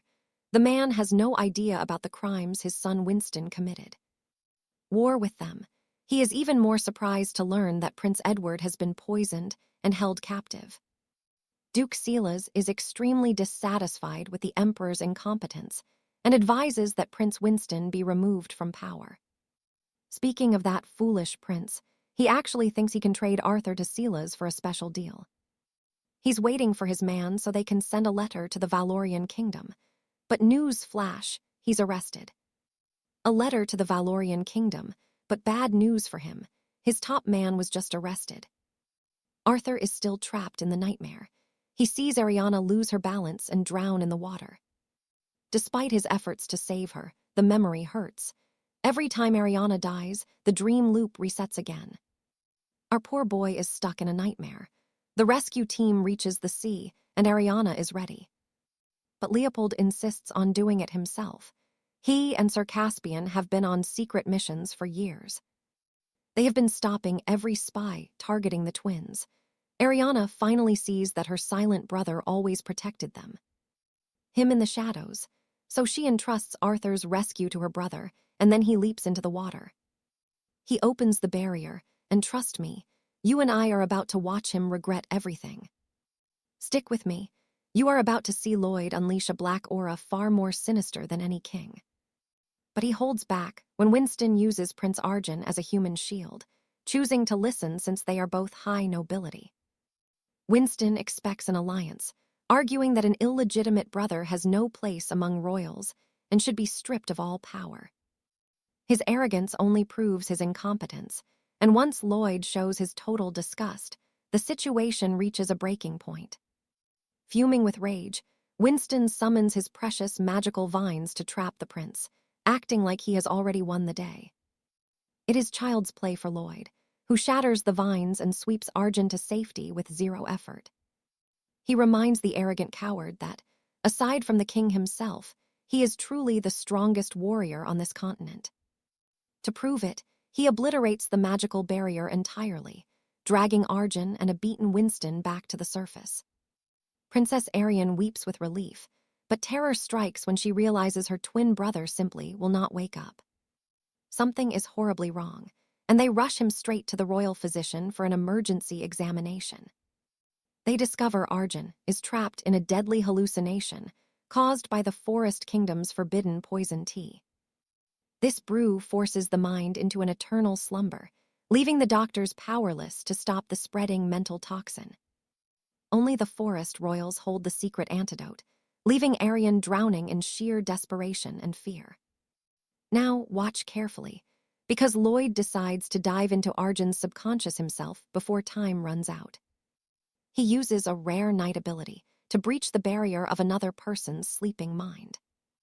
He is a silent observer only, watching his brother trapped in a horrific loop. Arjun watches Aryan die over and over, begging for the nightmare to end, while Lloyd weeps in his sleep. Sir Arthur finally arrives with the alchemist Edward, but they lack the materials needed to create a cure. Winston destroyed all the research and ingredients, meaning a new batch of antidote would take an entire month to finish. The cursed tea preys on a person's deepest trauma, and Arjun's only hope is to fight it from within. He must shatter his own fear to wake up, but no one knows what nightmare is holding him captive. Lloyd finally wakes, revealing the truth of the dream and declaring that Aryan is the only key to saving him. The court is stunned, but despite the immense danger, Aryan is ready to do whatever it takes for her twin. The physician prepares a sacred incense, telling the princess to focus every thought on her brother's soul. The smoke blurs the lines of reality, allowing her to speak with him, as her guardian knight prays for success. She comforts her loyal knight, assuring him his presence is enough, before preparing to enter the dark dreamscape. Anxiety fills the room as she begins her deep concentration, but her father stands firm with unwavering pride. He knows she will succeed because she is a daughter of the throne. Aryan finally lets her eyes close. She knows the tea exposes one's worst nightmare, and she realizes Arjun's greatest fear is losing her forever. You feel that power, right? A mysterious mana erupts from her body as she sinks deeper into the dream. Their father identifies this as an ancient bloodline power, which has evolved through the bond of their shared dreams. Inside the nightmare, Arjun is hiding in a corner, terrified of witnessing his sister's death for the 1000th time. A young vision of Aryan spots him, confused by his size, but Arjun breaks down the moment they lock eyes. He holds her tight, feeling the shift in the dream, and explains that he has come from the future. He speaks of their happy life ahead, missing his family and the real Aryan with every fiber of his being. The little girl trusts him completely, asking just one simple question: are they truly happy in that future? Arjun sees the sadness in her eyes and tries to reassure her, but the shadow of their mother interrupts. Ryul accuses Arjun of stealing her magic to change his form, preparing to strike the boy down in rage. The little princess takes the blow meant for him, and Arjun finally snaps after seeing her suffer for so long. He stands tall to protect his sister, deciding to fight back and shatter the fear that fueled this nightmare. Ryul begins to crumble into ash, though she continues to scream curses at her children until the very end. Arjun covers Aryan's ears, unbothered by the venomous words, knowing they are finally surrounded by people who love them. The darkness vanishes completely as the nightmare falls apart, and the image of the young Aryan begins to fade. Before she disappears, he promises her once more that their future family is full of love and true happiness. Trust me, you and I are about to see a miracle as Arjun finally wakes to Aryan's voice. All right, you and I are about to see Alaric finally break free from his nightmare. He opens his eyes to find the real Alice weeping. Everyone is overjoyed to see the twins awake, rushing to embrace them. That night, Alice's heart is absolutely overflowing with pure happiness and love. The twins sleep soundly while their family watches with relief. Now that Alaric is safe, it is finally time to make the villainous Lord William pay. In the dungeon, William prepares himself as the emperor of the Viridia Kingdom, and the crown prince are about to make him answer. Prince Lionel lists every single one of his offenses, but everything changes when he reveals that William will lose his position as the successor. Lionel informs him that he is stripped of his title as Crown Prince. William reacts with a defiance that absolutely enrages the Emperor of Viridia. The Emperor tells him to keep his mouth shut. Lionel continues, revealing they know he used human and spirit blood for his dark magic barrier. That barrier used to imprison Alaric has consequences. They have no intention of keeping a peace treaty with a nation that commits such horrors. Wait for it, this is where his world completely crumbles. He demands proof, but he's not ready for who walks through that door right now. He demands proof that the claims about the blood barrier are true, questioning why he, a foreign prince, should even be punished under Viridia laws. The Emperor allows Prince Edmund to enter the room, shocking William. Edmund then confirms that the Sylvan royal family accepts every single criminal allegation.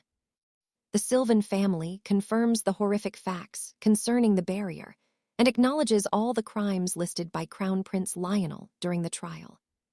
Prince Edmund then reads a letter from their father, declaring his second son as the true successor and the next Sylvan king. William still refuses to believe it. He is the eldest son, after all. But then, Lord Silas enters the room to end the debate. Silas confirms everything, reading a second letter from their father. It states that the king accepts all of William's crimes as the absolute truth.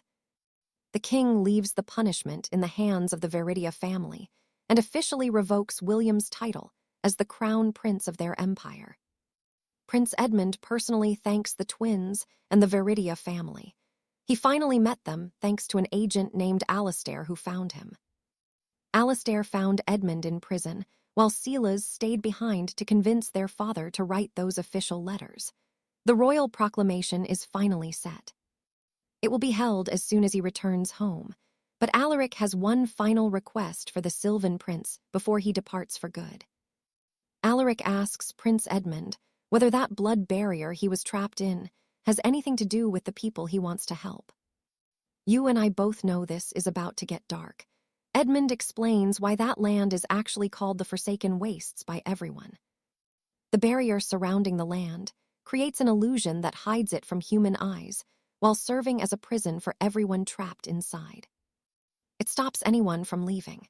Edmund reveals that William built this barrier using the very people living in that forgotten and lonely territory. If this truth ever got out, the Sylvan kingdom would face a massive backlash from the entire continent, possibly starting a global war. Edmund discovered the secret by chance while studying non-human species. He tried to warn his father and brother, but they refused to listen. Even the aristocrats seemed unconcerned. That is why he decided to become king, to finally save the innocent people trapped in that land. They all understand his determination now. Even Lionel admires him, but the peace treaty between their two kingdoms will still be officially ended. The treaty provided many benefits, and without it, several Sylvan cities will fall into ruins. But Edmund is determined to change their entire future.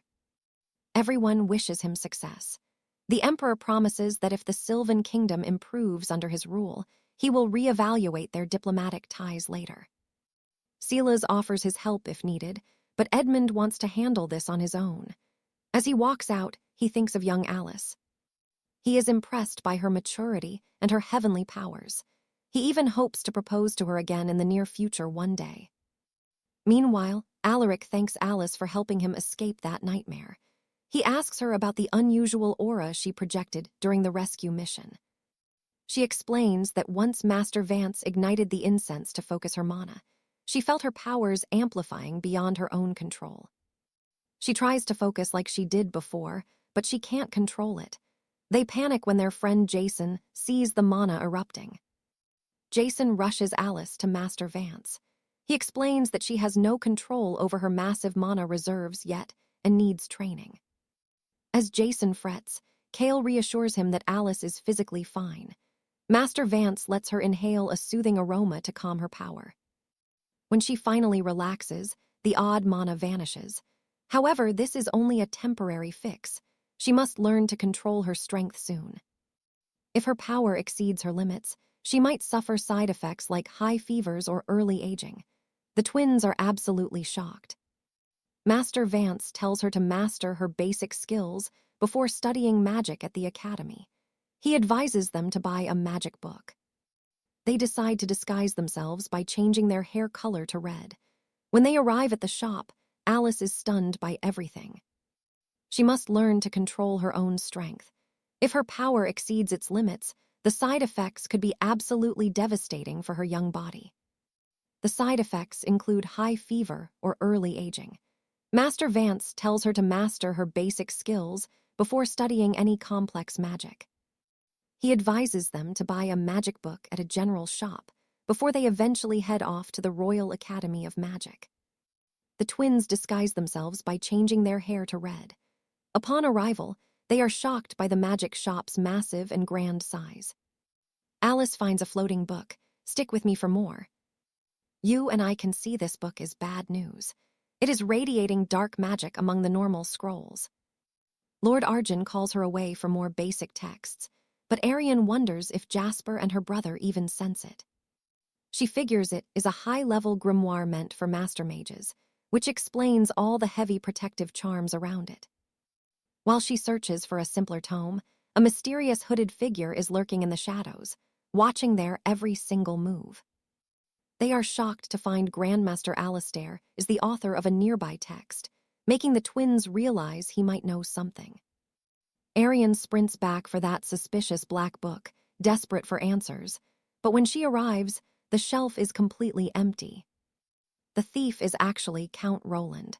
He stares at the stolen grimoire, confused why the princess would be interested in it. Let's fast forward 16 years. The twins are finally ready to enter the Royal Arante Academy of Sorcery.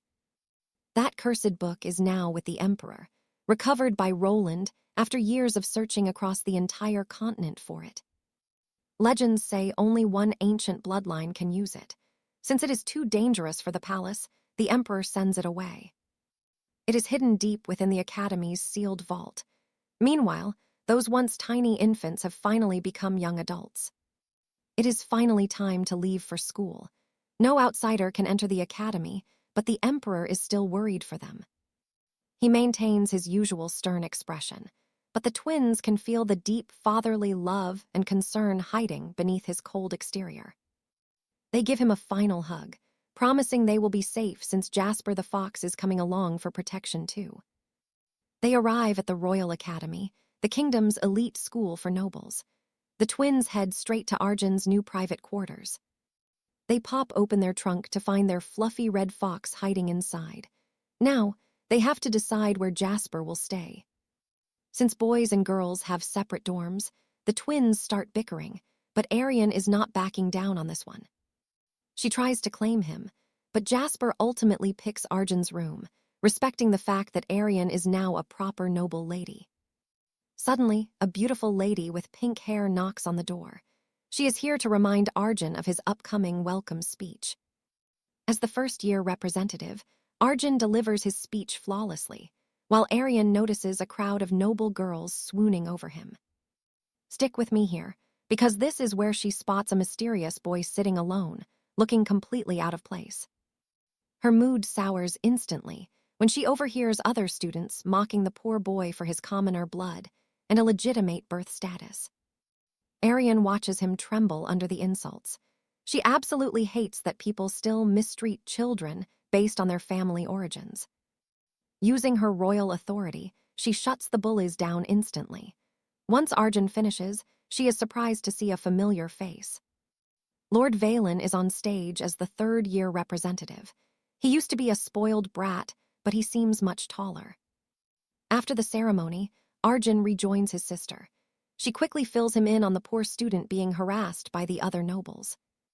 They both vow to protect him from further bullying. Soon after, that same pink-haired lady from earlier approaches them again. She introduces herself as a professor at the academy, but the real shocker is her actual connection to that bullied boy. She is Silas's older half-sister. She is also illegitimate, but unlike him, she managed to keep her secret from the public. Poor Silas was outed before he could hide his identity. Even though discrimination is technically illegal, people still find ways to harass. Laws have changed, but nobles still target those with commoner blood behind closed doors.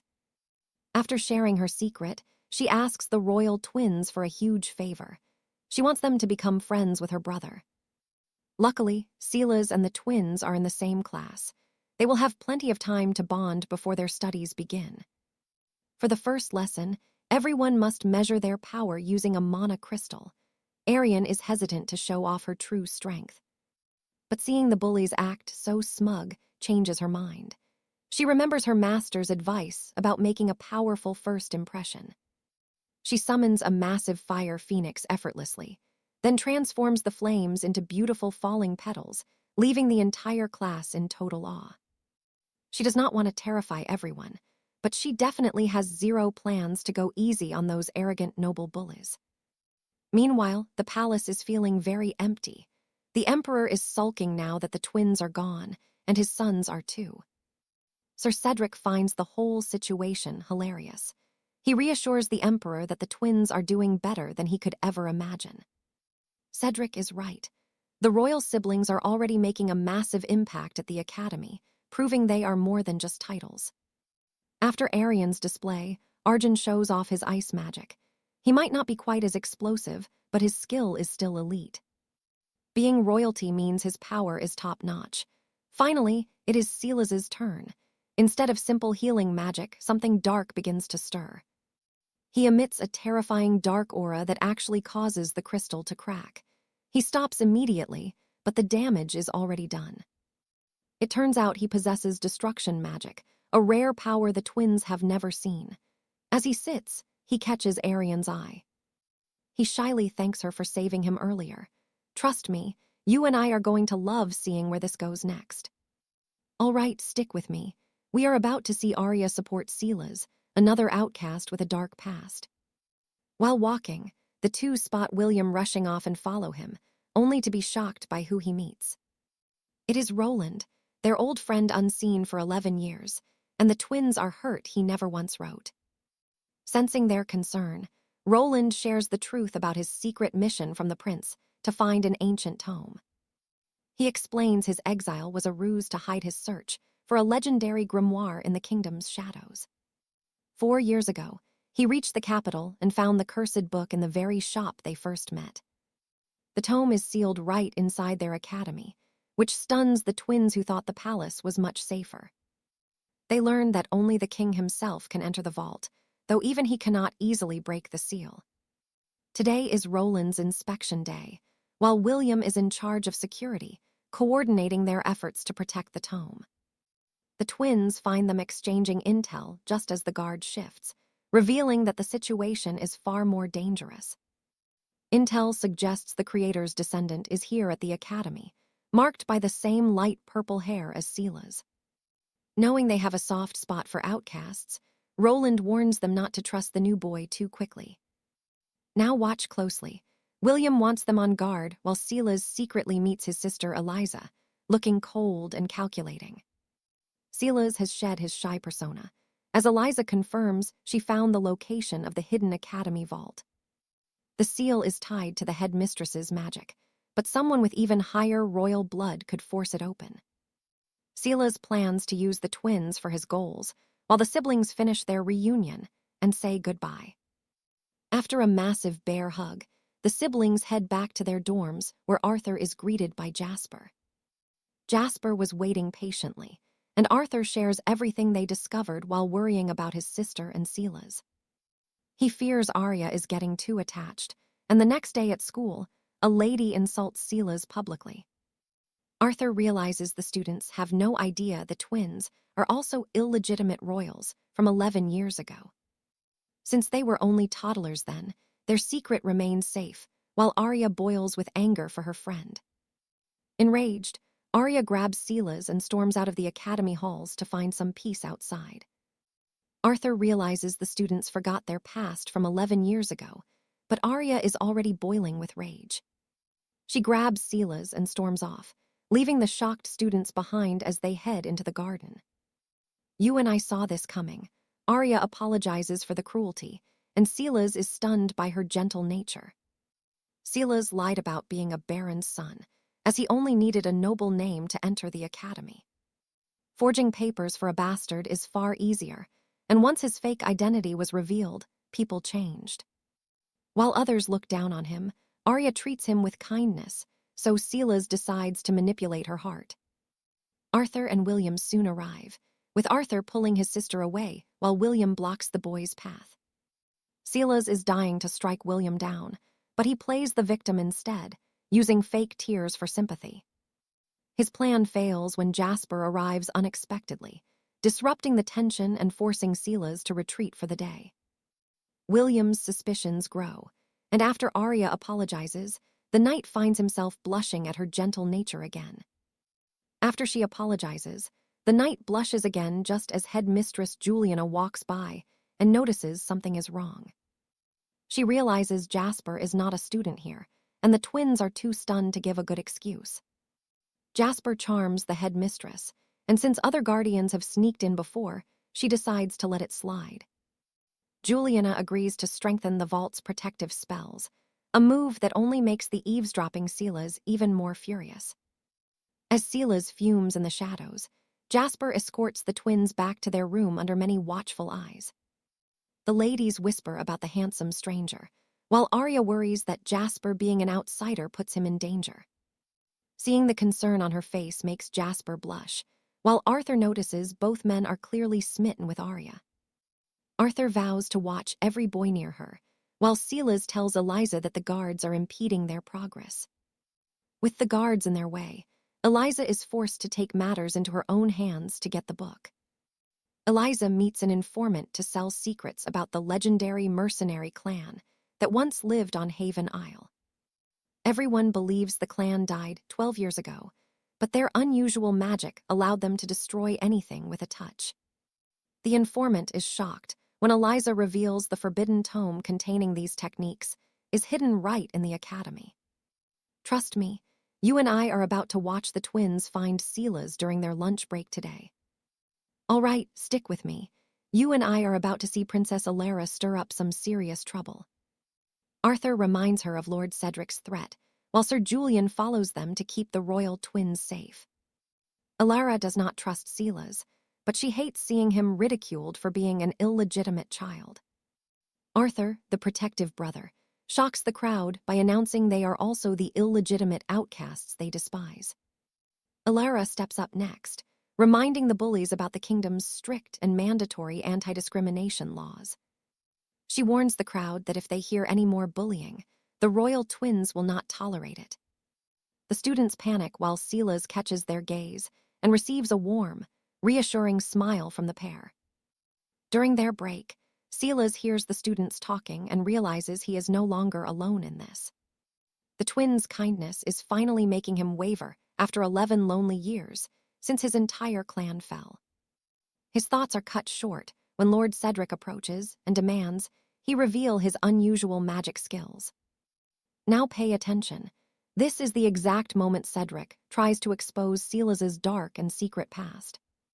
Every mage is born with unique mana features that cannot be changed or hidden by anyone. You can recognize a mage by their magic, like Alara's fire versus her brother Arthur's ice. Silas's clan uses slaughter magic that annihilates anything, which is much deadlier than standard destruction magic. This would prove Silas belongs to the mercenary clan, but he wisely refuses to show his power. He cites the rule against using magic outside of class, leaving an irritated Cedric to issue a warning. Cedric warns him to stay away, but Silas's sincere promise not to hurt them confuses the noble. Silas walks away as the headmistress appears, having overheard their entire heated and tense argument. She decides to weigh in, stating she won't stop Silas from pursuing the ancient family grimoire. Since the book rightfully belongs to him, she won't stand in the way of his dangerous quest. Her opinion shocks Cedric, so she shifts the conversation toward the upcoming Academy Festival instead. Cedric tells the twins the news, and the pure joy on their faces is completely obvious. However, he urges caution since many outsiders are permitted to attend the Academy during the festival. This means their kingly father and protective older brothers will finally be able to visit them. Speaking of their loving family, The three brothers and Lord Alistair are already incredibly excited.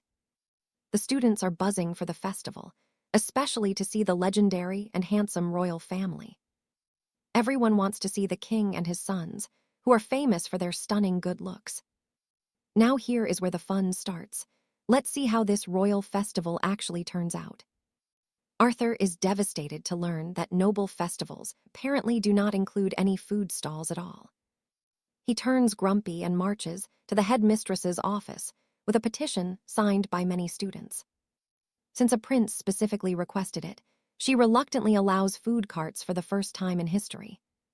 The festival day arrives, and everyone is captivated by the royal family's stunning and grand entrance. Before the twins can even finish hugging their dad, the brothers rush in for affectionate kisses. The twins take them straight to the snack stands, only to find the area completely deserted. The noble students think street food is beneath them, which leaves a furious Arthur seething with rage. He vows to save the business, because no one can stop Arthur when it comes to food. Meanwhile, Silas and Lyra observe from the back, not expecting the royal family to visit so soon. Lyra has already leaked a fake location for the grimoire to send any greedy informants on a chase. She claims it is hidden at a pentagram point, causing thieves to scatter across the entire campus. While the thieves hunt for the book elsewhere, the two of them head to the correct location. It sounds like trouble is brewing, but Arthur uses his dashing brothers to promote the street food. In a flash, every food cart is overrun with fans and students desperate to see the princes. The brothers beam with pride after receiving Arthur's praise for the success of his clever scheme. They truly love being acknowledged by the twins, but Julian finds something strange while checking the pamphlet. And trust me, you and I need to watch what happens now that Julian found those matching pentagram points. The informant told the king that the headmistress is incredibly precise and had a tactical reason for the stalls. Suddenly, an explosion rocks the grounds, and they see she set up massive barriers to protect every merchant stall. Stick with me, because you and I are about to see this ancient secret ignite a brutal, bloody war. She knew intruders would hunt the forbidden tome, and Alara prays William's dark warnings were just a mistake. A cold feeling tells her Silas is orchestrating this chaos, while the king rushes to check the headmistress. Most academy knights are busy at the blast sites, leaving the office where the tome is stored totally defenseless. Meanwhile, William spots Silas and Liana sprinting toward the academy center, while the security team is completely distracted. Silas reaches the headmistress, knowing she intentionally misled thieves about the book's true location to lure them out. At her office, Silas releases his full power, intending to kill the headmistress if she blocks his path. However, William bursts inside suddenly, so Silas quickly knocks out the headmistress before focusing his magic on him. Now, pay attention here, because things are about to get absolutely brutal for our young hero in this room. Without mercy, Silas uses magic to rot William's arm black, but Alaric steps in to stop the lethal damage. The knights check William and see his rotting arm, proving Silas truly belongs to the fallen house of Valerius. They can't waste time, so Alaric carries William to find Arthur, leaving the twins with the king and Sebastian. Everyone is stunned when Liana arrives holding the headmistress hostage, leaving the twins confused by her unexpected heritage. Her hair isn't violet, but they soon discover she's mixed blood as she prepares to face the king head-on. Out of nowhere, the king asks their ages, and the twins are shocked to hear Liana is only 20. Silas is 21, and they are cousins who were just children when their entire clan was brutally destroyed. They have no idea what the Forbidden Tome looks like, or the massive threat it poses to their lives. Liana is stubborn and ignores the king's warnings, so he orders the headmistress to bring out the book. After the headmistress uses her seal magic, Silas and Liana feel the cursed house of Valerius energy radiating out.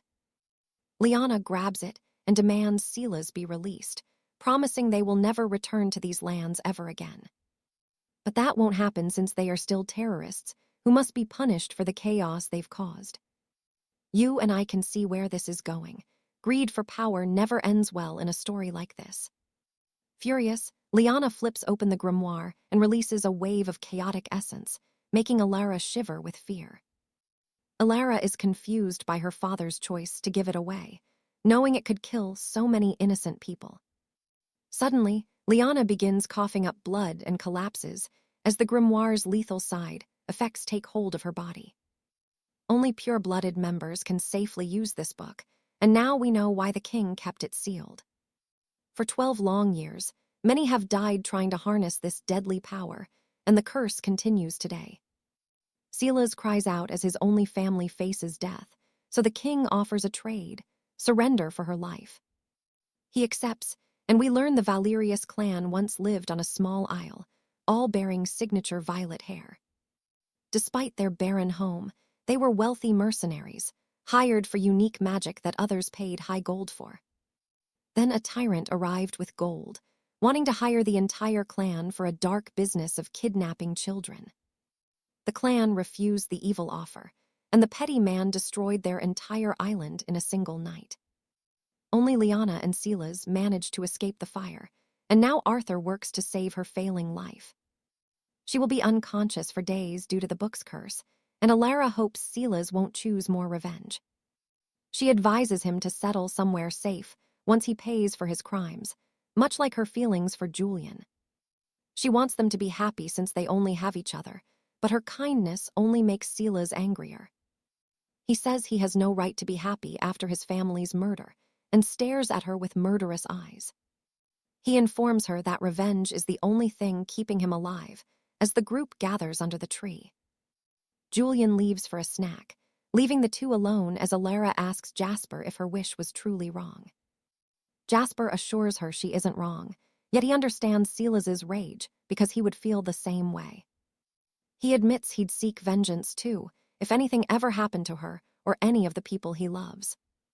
Trust me, you and I would feel that same darkness if those we loved were taken away like that.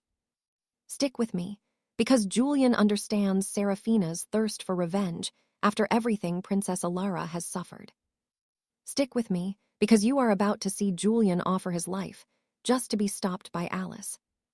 She wants him to stay the noble protector she knows, and her kindness catches Julian completely off guard. He kisses her hand in gratitude, and it makes our leading lady turn a bright shade of red. She rushes toward Arthur to hide her face, while Silas the dragon giggles after seeing that whole romantic scene. Even Arthur can tell something is happening between them, but they have a mission to visit Sebastian. They have visited the boy for days, and while he stays silent, he always smiles when they leave. Julian tries to comfort Alice, who is still heartbroken over Sebastian, and Arthur notices their growing bond every time. At the palace, they overhear their father and Lord Lawrence discussing a kidnapping case involving the Raven Syndicate. This evil group was thought to be gone after the king wiped them out years ago, but they have returned. The matter is in Alistair's territory, but he is away on a special training mission to improve his patience. His aides sent soldiers to hunt the organization alone, but they were wiped out, and something is very wrong. Reports say the syndicate has a mercenary with lavender hair who uses terrifying blood magic to kill everyone. Lord Lawrence suspects the syndicate's leader captured and brainwashed children from House Hadley 12 years ago. Now watch closely because a girl named Rose is currently using that magic to snatch even more innocent kids. The syndicate burned the Hadley estate to the ground and turned those stolen children into cold-blooded killers. Knowing they have been brainwashing children for 12 years makes Alice absolutely furious, and she is ready for battle. The twins enter the room and beg their father to let them rescue the kidnapped children themselves. They want to save the Hadley survivors, but as expected, their father gives them an immediate no. He says the task is far too dangerous for them, and Alice leaves the office feeling totally defeated. Over snacks, the twins decide to follow Arthur's secret plan to gather information on their own. Julian heads out to buy hair dye for their disguises when Silas suddenly appears out of nowhere. Our carefree dragon overheard their secret plan and starts teasing Julian about his feelings for the Lady Alice. Silas asks if he will be okay if Alice keeps getting closer to Sebastian, but Julian is confused. Then Silas says it straight out that he knows Julian is falling for her, and he needs to act. But Julian turns away with a serious face and warns Silas to never speak such absurd things again. He warns the dragon to never speak such absurd things again as Alice's guardian. Silas knows Julian is in total denial, and this blossoming romance is providing him with endless entertainment.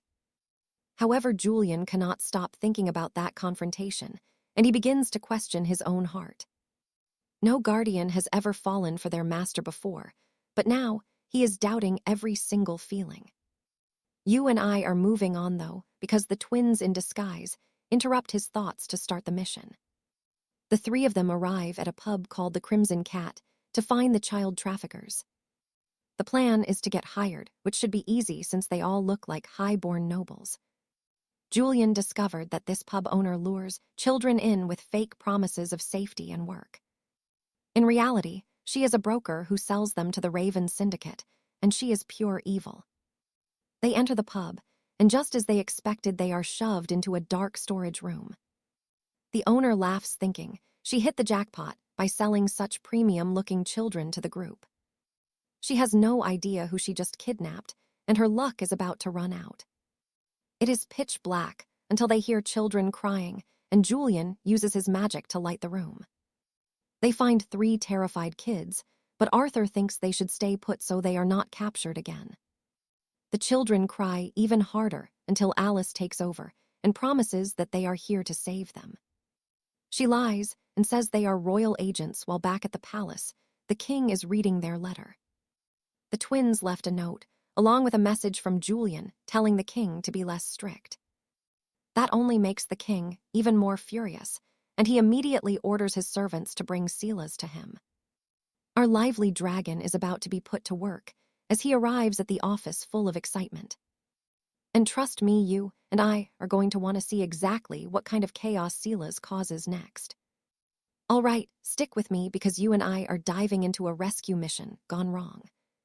The twins and the kidnapped children are currently being hauled toward the gilded den inside a wagon. Once they are far enough from the tavern, Lady Ariana blasts the door open with her magic. She has Sir Julian lead the kids to safety, while she and Lord Arthur infiltrate the lair. The thieves decide to deliver the twins anyway and mention that Lord Silas absolutely loathes late people. Knowing the boss is named Silas, the twins are now more motivated than ever to track him. They finally arrive at the headquarters, and judging by the luxury, Silas is clearly obsessed with wealth. Finally, the wretched man himself appears. Back at the palace, King Alexander brings Lord Sebastian to court.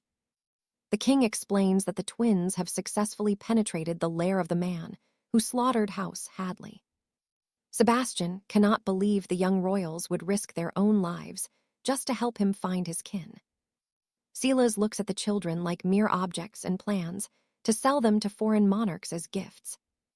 However, this guy is sharper than he appears and starts noticing how noble the 2 children look. Now pay close attention here, because their cover is about to be blown by a sudden, unexpected visitor. A man bursts in to report that the Crimson Lion Tavern has been seized by the 3rd Prince's forces. Silas snaps at the news and calls for a wounded girl named Rhea, while the twins watch. They are shocked to see her hair color matches Sebastian's, indicating she is also from House Hadley. Despite her injuries, Silas gives her a cold command to wipe out every soldier in the Crimson Lion. With lifeless eyes, the girl obeys her master, proving they are using cruel brainwashing magic on them. Silas then orders the twins to be changed into fine clothes and locked in a secure room. While changing, the twins trick the guards into revealing there are 2 more lavender-haired children in custody. Initially, they wanted to level the base, but they decide to investigate further to find the others. They need to get sold quickly, so they can leave the place without raising any suspicion from Silas. You and I both know who the buyer is, and yep, it is Lord Cedric looking sharp. It looks like the twins will be leaving, since Silas already found a very eager buyer. That buyer is none other than Lord Cedric, who starts doing business with the greedy 𝒂𝒏s. Cedric offers a suitcase full of incredibly rare potions in exchange for the gorgeous boy and girl. 𝒂𝒏s is wary of Cedric, but his greed pushes him to take the deal for those potions. The twins are stunned to see Cedric as their purchaser, but just like that, they are finally free. Safe in the carriage, they learn that Cedric and Julian crossed paths while the kids were being saved. Julian ran into Cedric while taking the kids home, just as the king's soldiers raided the tavern. The owner confessed the location of the base, and Julian finds rope marks on Lady Ariana's wrist. He holds her hand, delicately making her blush, thinking he might kiss her hand once again. But Julian simply heals her wrist, making her even more embarrassed while her brother Arthur watches. Cedric thinks they are adorable together, while the twins plead to stay and investigate the syndicate more. They want to stay and investigate further, but get shocked when for the first time Cedric gives a rejection. He is a dragon, and a dragon never breaks his word. He is sending the royals home. But do not worry, their mission does not end here. Cedric shows them his exclusive VIP card. Back at the palace, the twins nervously watch their father's face as he appears to be quite upset. When they apologize to him, the king pulls them into a tight and very protective hug. The king pulls them into a hug, telling them how they worry him. They tell their father about the Hadley survivor they found and plead for permission to visit the syndicate again. The king is surprised when they ask to bring Lord Sebastian along for the mission. Lady Ariana explains the girl from House Hadley was being heavily brainwashed. According to Cedric, there are 2 specific ways to break the spell. And trust me, bringing her family before her eyes is the only way this works. All right, you and I are about to see these confident twins convince the emperor to finally let them lead. They rush to tell Sebastian the name of the child from House Hadel, making him break down. Sebastian breaks down in tears as he remembers their time together, and Alara offers to lead him back. She only asks that he promises to put the safety of the children ahead of his own vengeance. He realizes the twins are genuine people, risking their lives for him without ever asking for any credit. They want him to let go of his hate, and slowly, his closed-off heart begins to warm up. On the way back, the twins are exhausted, and Arthur spots Julian catching Alara just before she falls. Once Alara is safely in her room, Arthur notes that Sebastian will spend the night in Julian's room. The overprotective brother is finally confronting Julian to have a serious talk about his feelings for Alara. Arthur asks him to be honest, and Julian admits he finds Alara more lovely than anyone else. Sebastian, listening in secret, finds it disgusting as he assumes Julian is an adult man chasing a girl. Julian desperately explains he was born with his master, so despite his grown body, he is 16. He explains their shared birth, proving that despite his warrior physique, he is only 16 years old. This makes Sebastian the only real adult present, and Arthur asks if he intends to confess. But when Arthur mentions Alara dating another man, Julian suddenly starts to feel incredibly gloomy and sad. The twins are technically older because of their past lives, so they understand why Julian is so innocent. Still, Arthur warns Julian not to ignore his feelings, or he might end up hurting Alara later. Julian agrees to sort himself out, and the next morning, the Emperor and Alaric prepare for departure. Sebastian hides his purple hair, while the twins use magic to change their own colors once again. Alara is running toward her brother when she suddenly trips and begins to fall toward the ground. Now watch this part closely. Julian catches her just in time, and the tension is absolutely electric. Alara is speechless, but quickly thanks him before rushing toward the carriage to hide her red face. Arthur notices her blushing and asks if Julian caused it, confirming she overheard their talk last night. Arthur notices her flushed face and asks bluntly if Julian is the cause of her very odd behavior. He knows Alara overheard them last night, while Sebastian begins to sigh and becomes extremely restless. Arthur tries to calm him down, but Sebastian is too anxious about finally seeing his siblings again. His worry leads to tears, while Silas stresses over what Sebastian will do if they have to fight. Sebastian prays it never happens, while Silas informs Julian that they have finally arrived at the hideout. Alara is confused until Silas explains this hidden path is for authorized members of the group only. He uses an enchanted sigil, a magical artifact from Sterling, to unlock the hidden door for them. The magical card activates, and a secret door suddenly materializes out of the air right before them. Alara is terrified of the unknown, but she decides to go through the entrance and face her fears. You and I both saw this coming. Sterling smiles and uses shared magic to neutralize it. He calls out to his siblings, but they do not recognize him and attack him with killing intent. Sterling smiles while Sebastian attacks, using their shared family magic to neutralize the entire wave of power.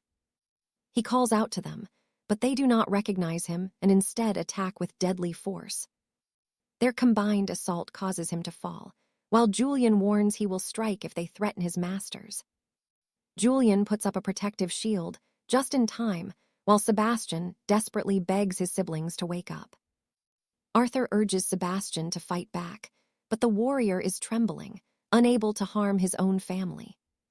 Sebastian trembles, stating he cannot harm them, so Silas nonchalantly decides to resolve it all alone.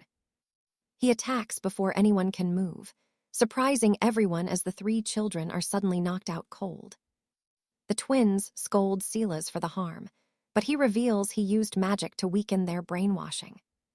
They focus on Sterling, who has been defending himself using powerful magic, while Sebastian checks on his family. Sebastian's face lights up when Rose recognizes him, but Sterling interrupts with a cursed red amulet. Trust me, you and I are about to watch Sterling turn Rose into a puppet using that dark magic. Once again he strikes Soren, while his lackeys go for the twins, only to be flattened by Sir Alaric after Soren has finished securing the area. He sprints after Vane, who is desperately trying to escape. The twins and Alaric agree to chase after. Stick with me here, the chase is on.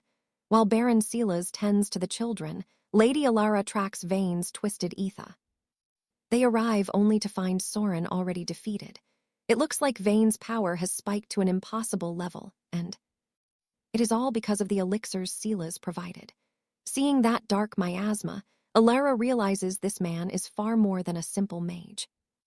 The twins admit he might actually be a high-tier archmage. Alara demands to know if he is the monster who used brainwashing magic on the innocent children of House Hestia. Now pay attention to this villain's ego. Vane scoffs, boasting he's perfected his arts to finally surpass the Emperor who years ago crushed the Shadow Guild during his coronation. Vane witnessed that power and became obsessed with matching it. He studied dark magic and kidnapped the Hestia children to use as living weapons, all while plotting to seize Baron Silas, to supply him with endless elixirs so that he can amass even more wealth and influence across the entire kingdom. Realizing the twins are likely Silas's allies, he unleashes a swarm of black threads to seize them as his hostages. But this pathetic magic won't work on our Red Wolf. Lord Arthur immediately retaliates, trying to trap Vane with powerful ice magic. However, the ice magic simply shatters. Those elixirs have boosted Vane's resistance to a level that is honestly terrifying to see. After chugging 2 vials, Vane starts on a third, desperate to fuel his dark magic even further. He is totally out of control. Blinded by raw power, he launches a barrage of attacks, but Sir Alaric calmly raises a shield to deflect every single blow. The twins are confused by his restraint, but their guardian is just being patient. He's waiting for Vane to burn himself out. You and I knew this was coming. After a few more strikes, the side effects kick in. Vane's heart is failing fast. He is coughing up blood, but the best part, he starts aging rapidly. Pure etho elixirs are incredibly dangerous to consume. Only the gifted can handle them, and certainly not a greedy fool like Vane who drank 3 vials at once. Soren walks over to the gasping villain, glaring down with pure hatred. Seeing the enemy of his noble house is too much. Consumed by rage, Soren prepares to deliver the killing blow. but Lady Alara quickly steps in to remind him of his oath. He eventually calms down, but he still grabs Vane's arms with a crushing grip, demanding the location of the missing children. While Soren threatens the mage, the twins move to comfort the sobbing children. That is when Baron Silas finally arrives on the scene. He is so proud of the twins for succeeding, while Vane screams in a blind rage about the cursed elixirs he was given. Seeing Vane's withered body, Silas just laughs.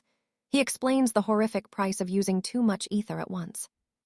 Vane's own greed was his downfall. Since Soren's siblings are still under a deep trance, things are not quite over yet. Silas has put them into a deep sleep, promising it will take time for their minds to fully recover from the magic. For now, they will head to the Imperial Palace for safety. That name definitely catches Vane's attention, though. Meanwhile, Alara notices Alaric's torn sleeve. She gathers her courage and asks if they can speak in private later. Sir Alaric actually blushes and agrees, but Lord Arthur is right there, repeating exactly what he just overheard. Alara tries to deny it, but Vane is busy panicking. He realizes these kids might be more than they seem. He asks if the Emperor himself sent them. Seeing Vane is no longer a threat, Arthur decides to reveal the truth. Vane is stunned by the resemblance between Lord Arthur and the Emperor's royal bloodline. His dreams of rebuilding the guild are dead. With his body withered, he decides on one final, desperate act of spite. He wants to take the prince down with him. The group is distracted, totally unaware of the danger looming. Vane hurls a bolt of dark ether at Arthur, but Sir Alaric is faster, slamming down a protective shield just in time. Vane targets the innocent children instead, but Lady Alara rushes forward to shield them. She takes the hit and falls. Seeing this, Sir Alaric snaps. He grabs Vane's neck, demanding an explanation for that spell.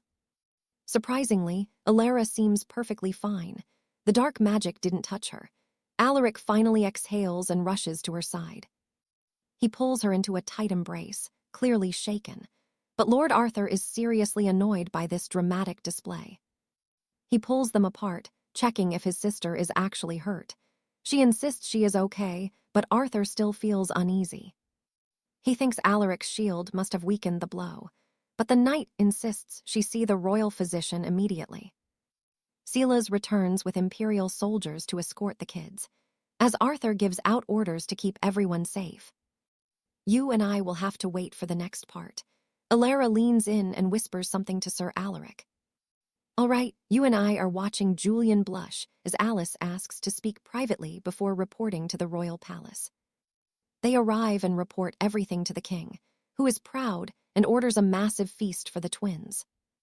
Julian interrupts the king, saying Alice needs Alistair, while Arthur mentions Silas cast a strange spell on his sister.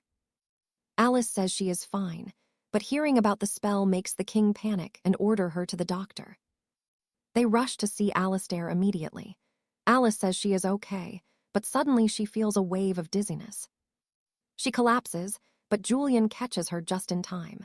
When she wakes, she has no idea who Julian even is. She screams at the king, her own father. Poor Alice has lost 11 years of her precious childhood memories. She will only talk to her twin, Arthur, and is acting like a terrified 5-year-old child once again. She cannot believe their mother is dead, remembering only Lady Rosamond attacking her with a glass of wine. Julian and the king tell Alistair what happened. This magic selectively erased her happiest years and recollections. Now here is where it gets dark. Only her most painful memories remain from this terrible curse. They question Silas in the dungeon, but he just laughs about damaging the king's only beloved daughter. The king almost snaps, but Julian strikes Silas and snatches his dark amulet to examine the artifact. Instead of talking, the king lets the House Hadel children handle the prisoner as they please for now. This is a gift for Lord Sterling, who is ready to make Silas suffer for his crimes today. He asks the other children to leave, so they do not witness the terrifying interrogation about to happen. To thank the king, the children share everything they know about the dark magic Silas was using. They explain that this curse wipes memories and makes victims forget their very identity, and who they are. They saw dark essence coming from the amulet Sela's wore during their very first encounter with the man. Even though it was their first time seeing it, the power felt strangely familiar to the House Hadel kids. Now that they have a lead, Alistair decides to investigate the amulet first to find some clues. In her room, Alice is unstable. Her vision blurs and she suddenly forgets her own name for a second. It is happening faster than anyone feared, but the sound of Arthur's voice luckily snaps her back. Arthur stays by her side and takes her to bed, watching over her just like they were little children. Wait a second. Alistair finds a tiny black item hidden inside the dark amulet during his investigation. Sidwell confirms that it is exactly what Alistair suspected, a rare scale belonging to an ancient black dragon. Dragons have long since fled the human realm, so they are starting from scratch until Alistair remembers someone. He recalls the one person obsessed with dragon lore, none other than the scholar Prince Edmund. Prince Edmund is their only hope. Sidwell flies off to find him like a true hero would. Meanwhile, Lord Sterling is busy breaking Silas, who claims he cannot free Alice from the dark curse. Silas says the warlock who taught him is dead, but Sterling's rage only continues to grow at this news. He considers killing the traitor right there, but restrains himself for the sake of the princess's health. He continues the brutal interrogation until Silas finally reveals some vital information that will help their cause. Silas admits the curse was woven with the ancient, forbidden magic found only on the distant Hadel Isle. Inside a nightmare, Alice sees a mysterious girl with long purple hair facing away from her in the dark. Even with her back turned, the girl radiates terror. Alice begins to struggle for breath in her sleep. Julian is forced to wake her up. She awakens to see the worried faces of Arthur and Julian. She still does not remember Julian, but she instinctively feels safe in his presence as they get ready. Prince Edmund arrives and formally greets the princess, gently kissing the back of her small hand. He confirms her memory loss and offers a herbal gift to help put the princess at ease. He tries to invite her for a walk, but Julian shuts that offer down immediately without hesitation. Edmund hates Julian's bossy attitude and decides to provoke the night with a very cruel suggestion. He suggests taking the memory-wiped Alice back to the Sylvan Kingdom to be his royal bride. Julian is fuming, and trust me, you and I want to see Arthur put him in his place. Trust me, even without memories, Lady Alara proves her royal blood by calling out Lord Arthur's truly unpleasant behavior. Prince Alistair quickly apologizes, shocked he lost his cool with Julian and made Lady Ariana angry again. They head to Arthur's lab, but Ariana is terrified of both Arthur and Lord Lawrence being there. Stick with me.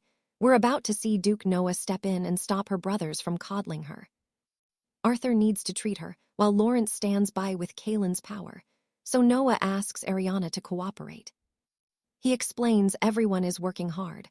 Arthur hasn't slept in 2 days, and Lawrence came straight from work. Ariana finally realizes these royals aren't a threat and decides to trust them and fully cooperate with the treatment.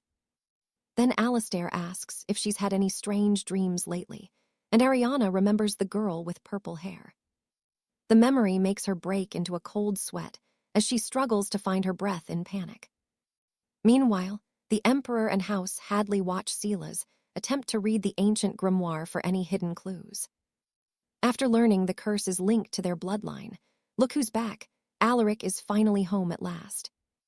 They use calming incense to help her sleep, but Ariana suffers a panic attack while reliving her nightmare. Alistair fears it's the curse's effect, leaving them desperate for more details to help save our young lady. Now watch closely, because the Emperor arrives with a shocking revelation about the Hadley clan's dark connection. Silas struggled to control the grimoire's massive mana, only managing to read a single cryptic sentence before collapsing. Only those brave enough to enter the Midnight Lion's mouth can heal the curse, then the other children take over. They read that neither magic nor sheer will can break it alone, before they also pass out from exhaustion. It seems they need both magic and willpower to win, but no one knows what the Midnight Lion represents. Meanwhile, Ariana is trapped in the same dream, where a little girl looking exactly like her finally appears. The girl holds her hand and begs her not to leave, appearing heartbroken when Ariana tries to pull away. She tries to introduce herself, but Ariana wakes up, causing the girl in the dream to turn suddenly furious. The girl swears she won't let Ariana go next time, leaving us wondering what's really wrong with this child. Later, while relaxing under a tree, Ariana starts dozing off but refuses to sleep out of pure terror. She's afraid of the girl returning, but look who's finally here to brighten up her entire day today. You and I both know she needed this moment. Alaric and Kalia finally arrive to brighten her day. Alaric wants to hug his sister but restrains himself, settling for a gentle pat on the head instead. Suddenly, Cedric appears to steal some cookies and notices that Ariana has actually forgotten all about him too. Unlike the others who hold back, this adorable dragon starts cuddling Ariana without a single moment of hesitation. This seems totally unfair to Alaric and Julian, who both look incredibly jealous of the little dragon's affection. Before things get violent, Cedric tells them the Emperor wants Ariana back at the infirmary for new information. They've been investigating the Black Dragon scale, which serves as the dark core of the deadly curse itself. Since the others lack information on black dragons, Alistair shares what he knows about these ancient, terrifying beasts. They were the first dragons, possessing powers of erosion and decay, last seen on the Isle of Shadows. 700 years ago, they vanished, but records link their title of Black Lions to their original appearance. While heading back, Ariana meets Lady Hestia and the maids, who wish her a speedy and full recovery. Our girl is surprised to see Alistair looking so exhausted, yet he's clearly delighted to be researching dragons. He explains that because black dragons were the first to appear, they are known as the legendary Black Lions. This solves the grimoire's mystery, implying Ariana must confront the black dragon and her inner self to break free. The thought of facing her nightmares gives her the shivers, making Arthur want to find a safer alternative. However, Julian believes she must do it before more of her precious memories vanish into the darkness forever. Everyone eventually agrees, and the Emperor appears with a troubled expression that Ariana finds very out of character. He asks his daughter to perform the task, and Ariana recalls her promise that the royals are family. She gathers the strength to face her fears and reclaim her memories of everyone who has loved her. And so it begins. Stick with me as we see if Ariana can survive her own mind. They set up 2 beds, one for Ariana and one for Lawrence, who will guard her inside the dream. Using Kalen's unique abilities, they prepare to enter the nightmare and end this curse once and for all. Now that Alara has the kind of unconditional love and support her mother and Alaric only dreamed of, she is desperate for her memories. She uses sleeping incense, while everyone watches both Alara and Tristan drift into a deep, magical slumber. Meanwhile, Oswald is documenting everything, knowing this is a rare chance to record the powers of a half-elder royal princess. His cold words do not sit right with Julian, who hates that he is treating Alara like a mere experiment.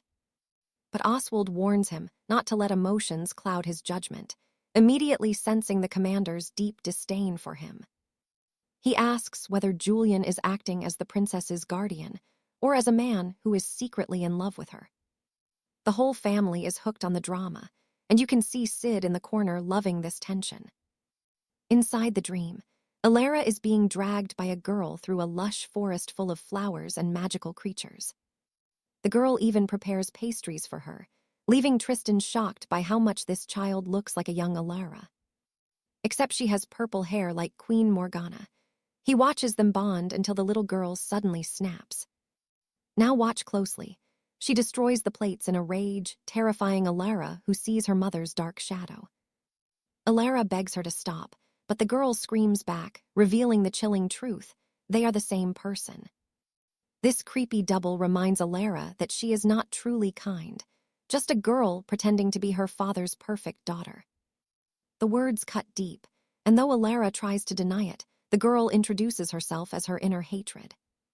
She is the manifestation of Alara's rage toward Morgana's bloodline, fueled by years of jealousy toward Alaric. She envies Alaric because he looks more like their father and possesses pure imperial blood, while she feels like an outsider. Alara hates having her darkest fears exposed and denies her lineage, but the child reveals a shocking truth. Her sweet, selfless personality is actually an elder blood trait, a fact even Sid confirmed about the queen's past. The girl threatens that Alara will eventually become just like the mother she loathes, triggering a massive mana explosion.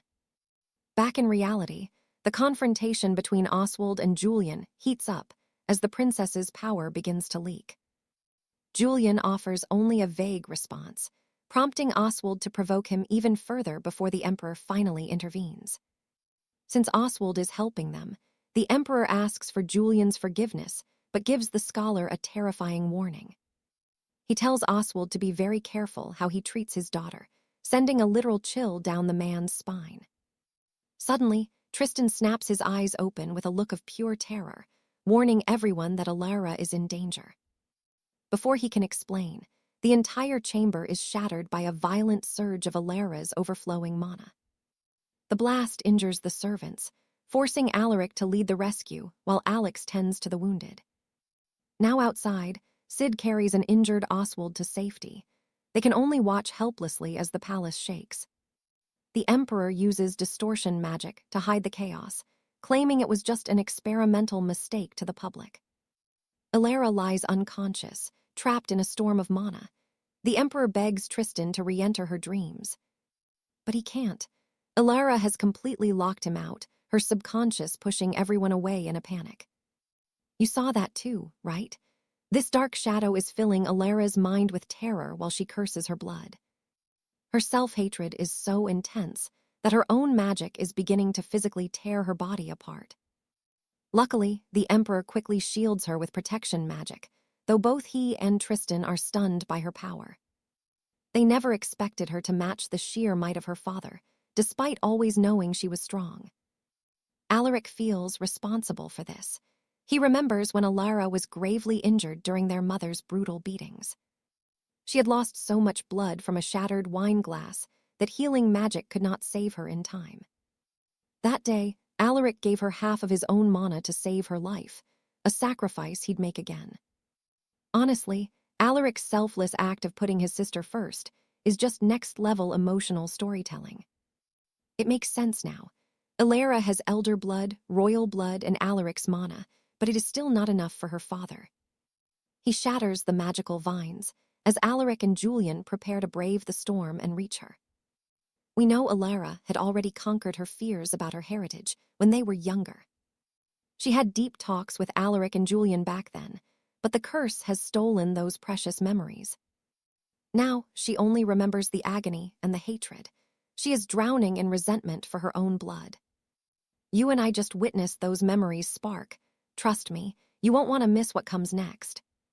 She enjoys her family's warmth, yet Baron Rufus's young daughter just will not stop spinning her web of treacherous lies. All right, you and I are about to watch Lady Alara lose it all to a voice that says no one loves her.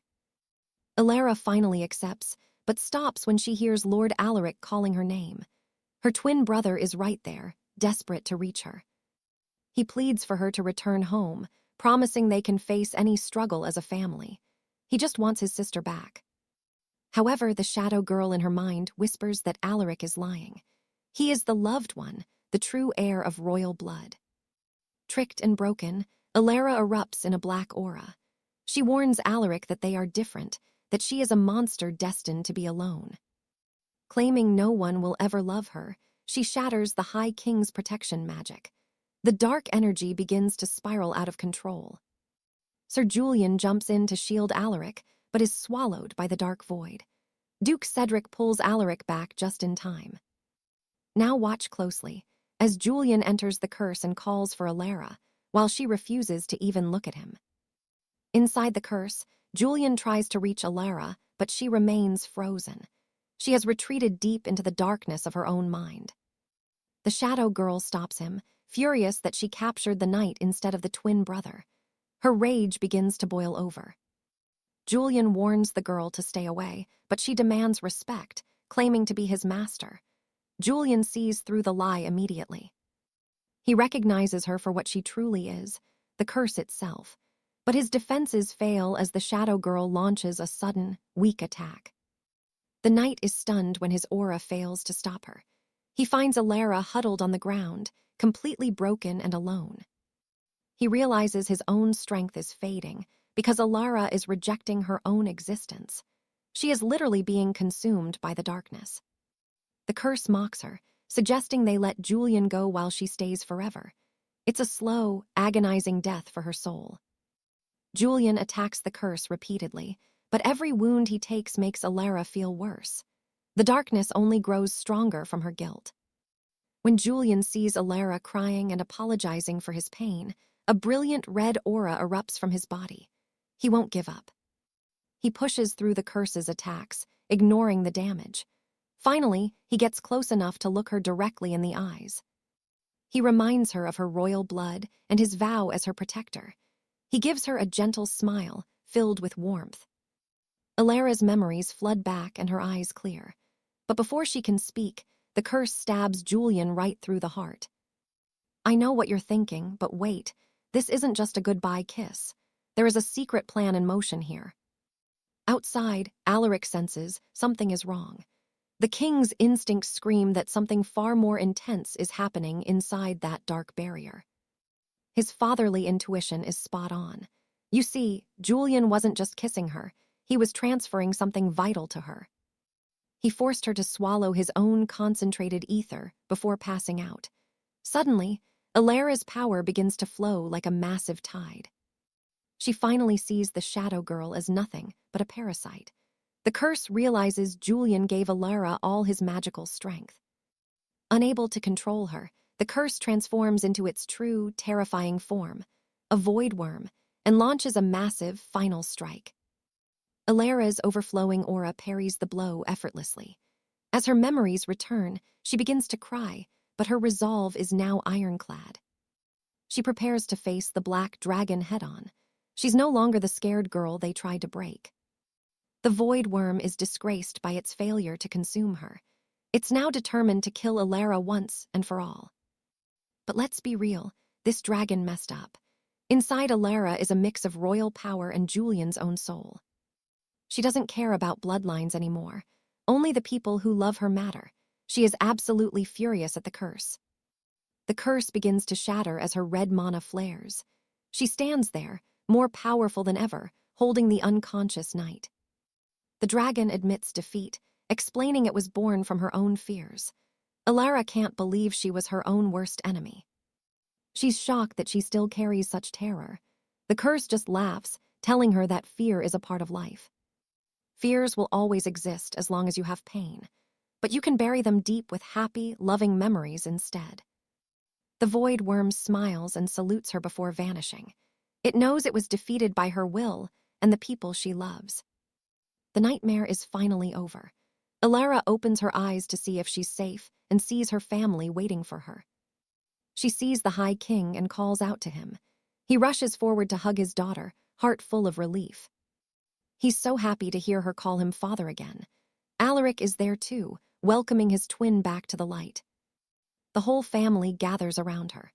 Lord Silas checks her wounds, while Duke Cedric explains how she shattered the barrier.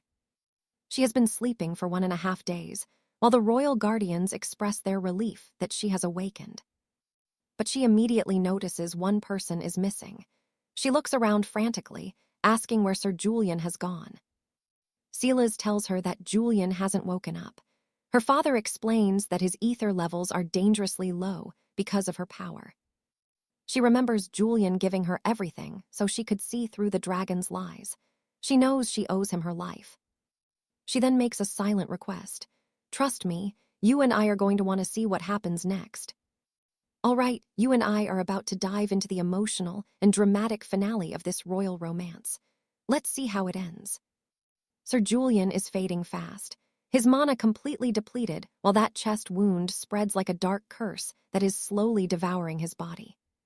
Princess Alara is devastated, weeping because he sacrificed his last bit of mana for her despite being so gravely injured himself. Prince Arthur asks their father if a master can use their own mana to save their loyal knight, which shocks everyone. Lord Alaric has already done what he can with healing arts, but those powers were just enough to keep him stable for now. The Guardians insist they were born to bleed for their masters, not the other way around, and the Emperor seems to completely agree with them.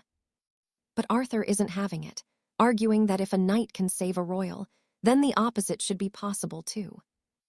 Elara agrees, realizing her own overflowing magic might be the key to achieving the impossible. She makes a firm vow to save Julian, wanting to return the life he has given her so many times. The Emperor is terrified for her safety, fearing that attempting a feat he has never done before will end in a total catastrophe for her. Elara explains that she's the only one who can help Julian right now, moving the knights with her deep and genuine concern. She promises her father she won't do anything to make him sad, as she only wants to do her best for him. She confesses her love for Julian, which shocks everyone in the room as she prepares to return his power to him. Now pay attention, because what she does next is about to change their bond forever and save his life through a sacred kiss. Her noble blood allows her to traverse the barriers between worlds, and Archmage Silas knows he will be fully cured very soon. The wound on Julian's chest heals instantly as his mana returns, and Elara throws her arms around him the moment he wakes. He awakens to find she has remembered everything, and Prince Arthur is there to welcome him back too. The Emperor and Lord Leopold stand completely frozen in shock, while only Silas and Alaric seem to keep their cool for now. The Emperor approaches with a fierce look, but simply wraps his coat around Julian, thanking him for the rescue. With Arthur adding his gratitude, the three of them finally feel like a family again after so much chaos. Meanwhile, Archmage Silas spots Prince Edmund watching from the shadows, having seen the entire intimate display. He witnessed everything, and after Silas shuts the door, Edmund admits he is not actually in love with the princess.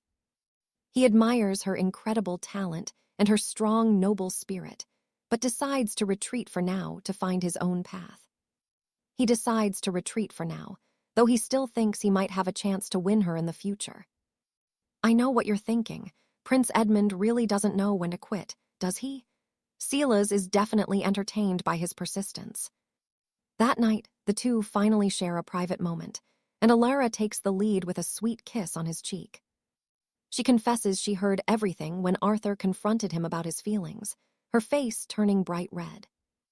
That kiss was her answer to his love, and Julian finally pulls her close for a real one. A proper, deep kiss at last, while the servants frantically search the castle for the missing royal twins. Arthur appears alone, and the staff notices the twins aren't nearly as inseparable as they used to be. Elara is actually hidden away at their favorite tree, and after a month of dating, Julian is finally bold. He isn't the shy knight anymore, openly showing her just how much she means to him every day. Edmund has returned to his own kingdom, and the others have finally begun to heal from their wounds. The Highland clan children have been welcomed into the Royal Academy, where the dean herself is teaching them high magic so they can finally master their ancient books. Seraphina sends letters of deep gratitude, offering her clan's power whenever needed, but she isn't the only one writing since Prince Edmund keeps sending invitations. She also receives messages from Prince Edmund, who is still trying to get her to visit his empire. He keeps sending invitations for her to visit him alone, still hoping to win her over. Seriously, this guy has no shame, but it adds a bit of humor to their peaceful new life. Archmage Silas has been busy helping Edmund rebuild his empire in exchange for lifting the dark curse, while Alaric and the others gather everyone together for tea. Everyone is there to welcome her, but they give her new boyfriend a very strange look that makes him nervous. Julian quickly hides behind Elara, but she surprises him by hugging him tight and ordering everyone not to be so harsh. The room goes silent as a gloomy atmosphere settles over the Emperor and the other lords, who finally accept their defeat. The Emperor worries if Arthur feels lonely now that his twin is dating, but the prince just smiles with pure sincerity. Arthur assures his father that he is happy when Elara is happy, remembering a promise they made when they were children. And that's where we leave it, as Arthur realizes he can finally ask Alara if she is truly happy in the present. With heartfelt smiles, the twins have finally secured the peace and belonging they have been searching for all along. Settled in their new life, this is where the siblings' long journey concludes after one hell of a ride. Now pay attention. We cannot skip chapters or avoid meeting every character in our story, and there is no promise. We will not like them all, but we must choose to grow every single day. Tell me, who was your absolute favorite character? You and I likely agree that 𝒉𝒂𝒂's is a vibe. Thanks for watching. See you in the next epic.